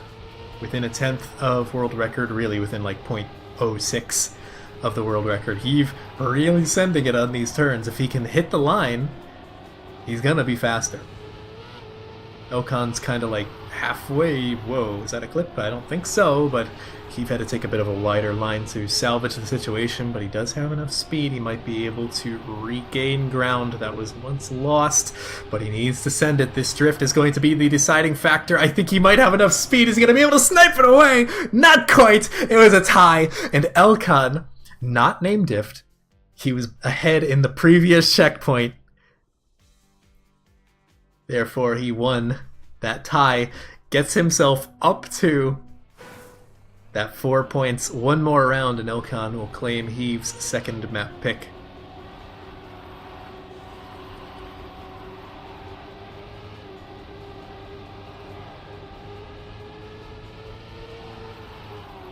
Heave now, having to recover from a really rough round. Losing in a tie like that is not the best thing for your mental. Now is not the time to get boomed. You made your way here through the upper bracket and have now suffered a bracket reset, and have now handed your opponent 2 maps due to various crashes. I don't think Elkon's hitting that tree anytime soon. He's going to run away with it. 44.4.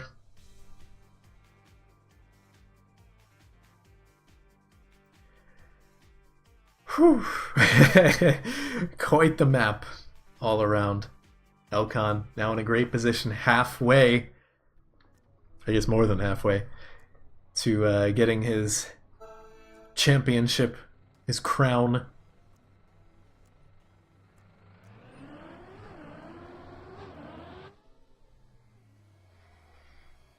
Yes, Tommy, Elkon was first in the previous checkpoint. Heave was in the process of overtaking Elkon just in the final part. So I believe with these kinds of rounds in these kinds of rooms in servers rather, it doesn't do name diff. I believe it should do the previous checkpoint.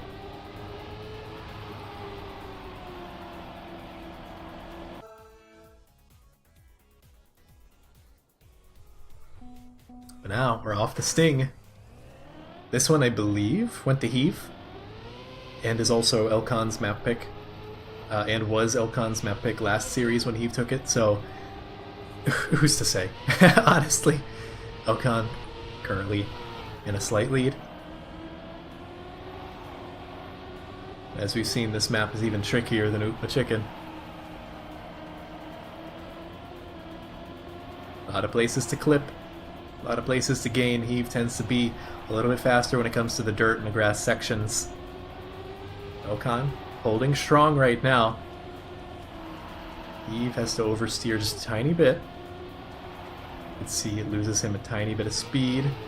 And I don't think he's going to be able to overtake here. Even if he had better speed, Elkon was just too far ahead. He's going to claim that first round. Heave does have the world record on this map of 48.338. So already, that first round, Elkon, pretty solid round. Oh no. Tried to launch a little bit too far off of the bumper to the right. Smacks straight into the light ring.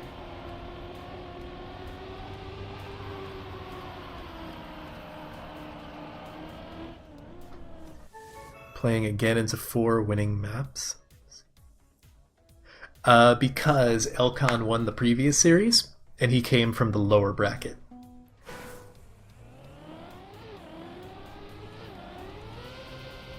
The map pool is only 8 maps as well, so in a best of 7, first of 4, whatever you want to call it, you're going to have a lot of the same maps.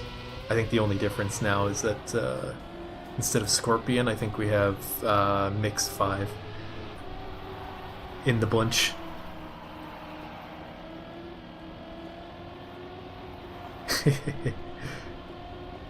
Elkon currently in the lead, and he's going to retain that lead as Heave bonks just a little bit. Elkon gonna go up to 3 points potentially in a couple of rounds. Might be going up to 3 map wins. Might complete the prophecy and complete the bracket reset run.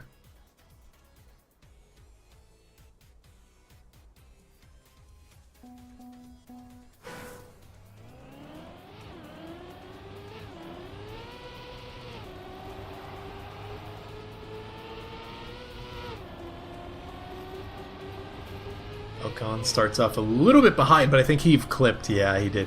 So that's going to be more than likely another round win for Elkon. Not looking too good. I mean, this is Elkon's map pick, but again, I'm pretty sure Heave won this one last time. Gotta worry that the momentum is slowly fading from the number 2 seed. Technically, Elkon's the number 8 seed, but I think everyone was aware of his potential coming into this. Elkon's not Heave is not impossibly far behind, but a second difference is basically unlikely to catch back up. One more round win for Elkan, and he is in series point, tournament point even.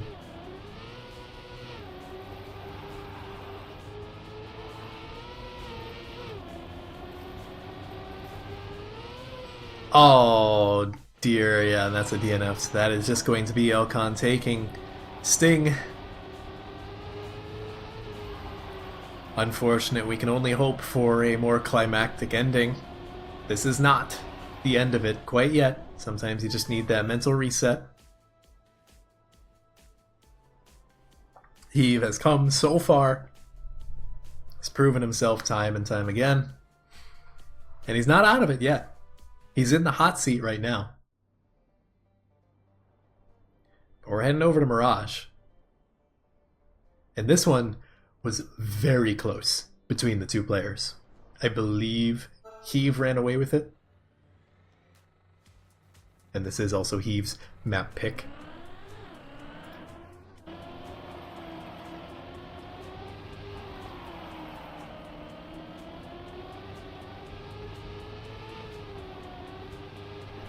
So we'll have to see.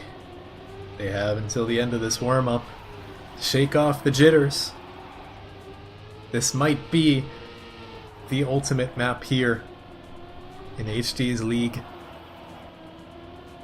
Will it all end on the map that the man, the myth, the legend himself drove AT on? We will have to see. Warm-up is done! And the clip from Elkan almost immediately puts him a couple tenths behind. And with less speed, these penalty sections are going to be even worse for him. Heave doesn't quite have a free round, but as long as he keeps it clean, he should be able to claim it for himself. No mistakes. Means that Elkan's going to have to risk. Of course, with that risk comes the possibility of mistakes. One final approach coming into it. And I don't think the positions are going to be changing all that much. Elkan's trying, but the slide cancel isn't going to help all that much. The final split was within a tenth, but it really didn't feel that close. Heave was very much in control the entire time. He kept it clean. He didn't have to overly risk any of these corners.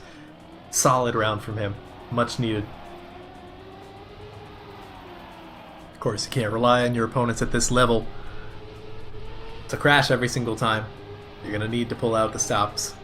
This is the Grand Finals, not just that. Series number 2 of the Grand Finals.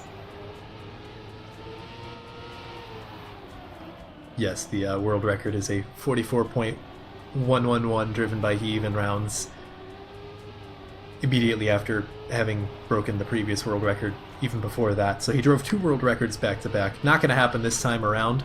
Some bad gear issues. Elkan, I think he touched the wall, but it doesn't really matter. He's too far ahead to make a difference. Elkan's going to claim a round win of his own. And thus far, it seems like mistakes are the defining factor in a lot of these rounds, not just in Mirage, but in the previous maps as well. The pressure, the exhaustion, maybe getting to the players. They've been playing for a long time, couple hours. Stream has been going for just shy of 4 hours at this point. Ooh, Elkan. He's getting close to that corner. Ooh, Heave didn't quite lose the gear. The second gear, not the third gear. He's fine with that. But he is still trailing behind just a little bit. Elkan almost touching the penalty sand there. Does avoid it. Doesn't lose too much speed as a result. Heave looking to push the ending. I don't know if he's going to be able to overtake, though. It should be Elkan claiming his second round win here. 3 more, and that's it.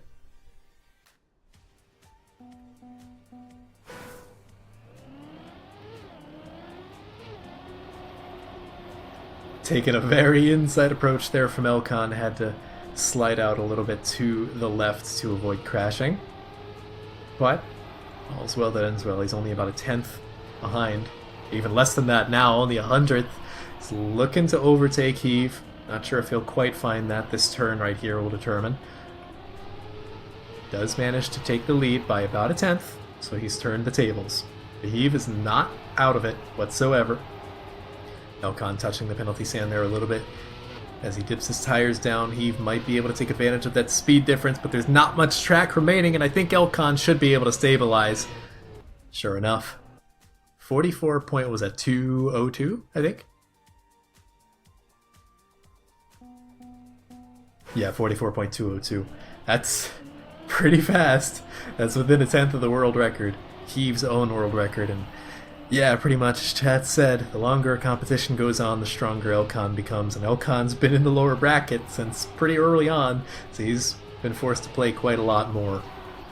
Heave got here from the upper bracket, so he's played a lot less. Oh! Maybe needed a bit more of a mental reset. As Elkan's going to be going up to the 4 points, finalist in the map. One more round will determine the fate of this tournament in its entirety. Folks, I hope you're on the edge of your seat with Elkan doing a little pirouette to end off potentially the penultimate round of the tournament. It's only so much that Heave can do. He just needs to avoid these simple mistakes. Can the Warlord regain his reign? But it doesn't seem to be the case. The round is not over, but the mountain needed to climb has just grown immensely for Heave. He needs a mistake from Elkan, or else that will be all she wrote. Fat lady is getting ready to sing. Half a second separating the two of them. If we take a look back at Heave, he's pushing. There's only so much he can do. He's gaining hundredths when he needs tenths. Touching the penalty sand there is not going to help. Elkan does not clip. And I think that is indeed all she wrote. Spin to win. Can we get a Joel in chat? Because Elkan is your HD League champion. Crazy performance. Let's just take a look at the bracket to understand how we got here. Well, they're still updating it through all the excitement. That was a, 4-1 win in favor of Elkan, I believe. And you can see, like, if we go further back, Elkan won the first round. You know, he was 8th seed. He was the lowest seeded person who didn't need to go into the last chance qualifier. Went immediately into facing Legu. Loses 3-0, falls down, and just goes on a tear. Beats Jan, beats Dummy, beats Mole, beats Mika, beats Legu for revenge. Goes up, beats Heave barely in 7 maps, and then beats Heave again in 5. Ridiculous performance, crazy day. We found the man to conquer France. No, Dummy, you're supposed to be the one to beat France. Dummy versus Heave in the chat, unfortunately. His record versus the nation of France remains like, 1 to 20 something? It took 31 weeks.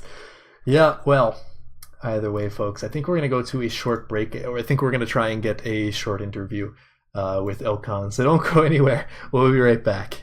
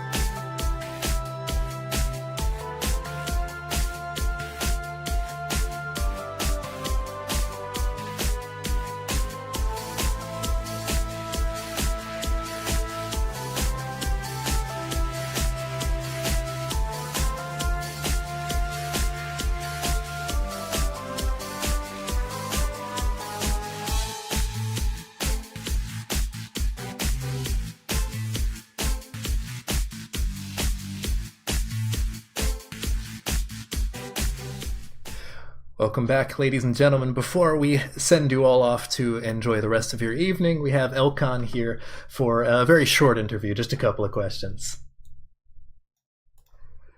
All right. So I am very curious, Elkan. What would you say is what was your hardest match throughout this bracket? Well, definitely the second last one with Heath. That one went all the way to 7 maps. I don't think I've ever went to the 7th map. Or the 5th before on BO5s. Yeah. It felt like in that series, towards like the middle portion, the Heath started to gain a lot more momentum and you were crashing. Was that just like you needed a mental reset or just like not in the zone for a brief moment? I feel like I don't know, started losing it, but eventually towards the end, I kind of, as you said, mental reset and just came back into it. All right. And I'm a little bit curious, was there anyone in your giant lowers bracket run that kind of surprised you? Obviously you went on a tear, but was there anyone who were like, I have no idea who that is, but they actually performed pretty well? I think Mole played pretty well. He even took a map away from me, so I gotta give him props for that. Okay. Now, final question for you, kind of open-ended. Do you have any closing thoughts, closing statements that you'd like to give to chat? Well, not really, but I'll try thinking of something. That's fine. Thank you guys for following my journey through the lower bracket. And that's it. That's fine. I know I put you on the spot there.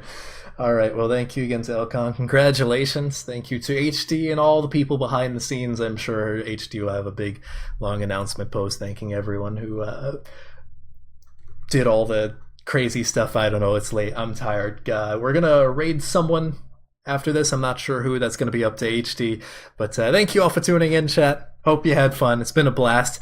Hopefully next year we can see something along these lines. Maybe not for a little while. I'm sure HD needs a break. But anyways, until then, have a good one.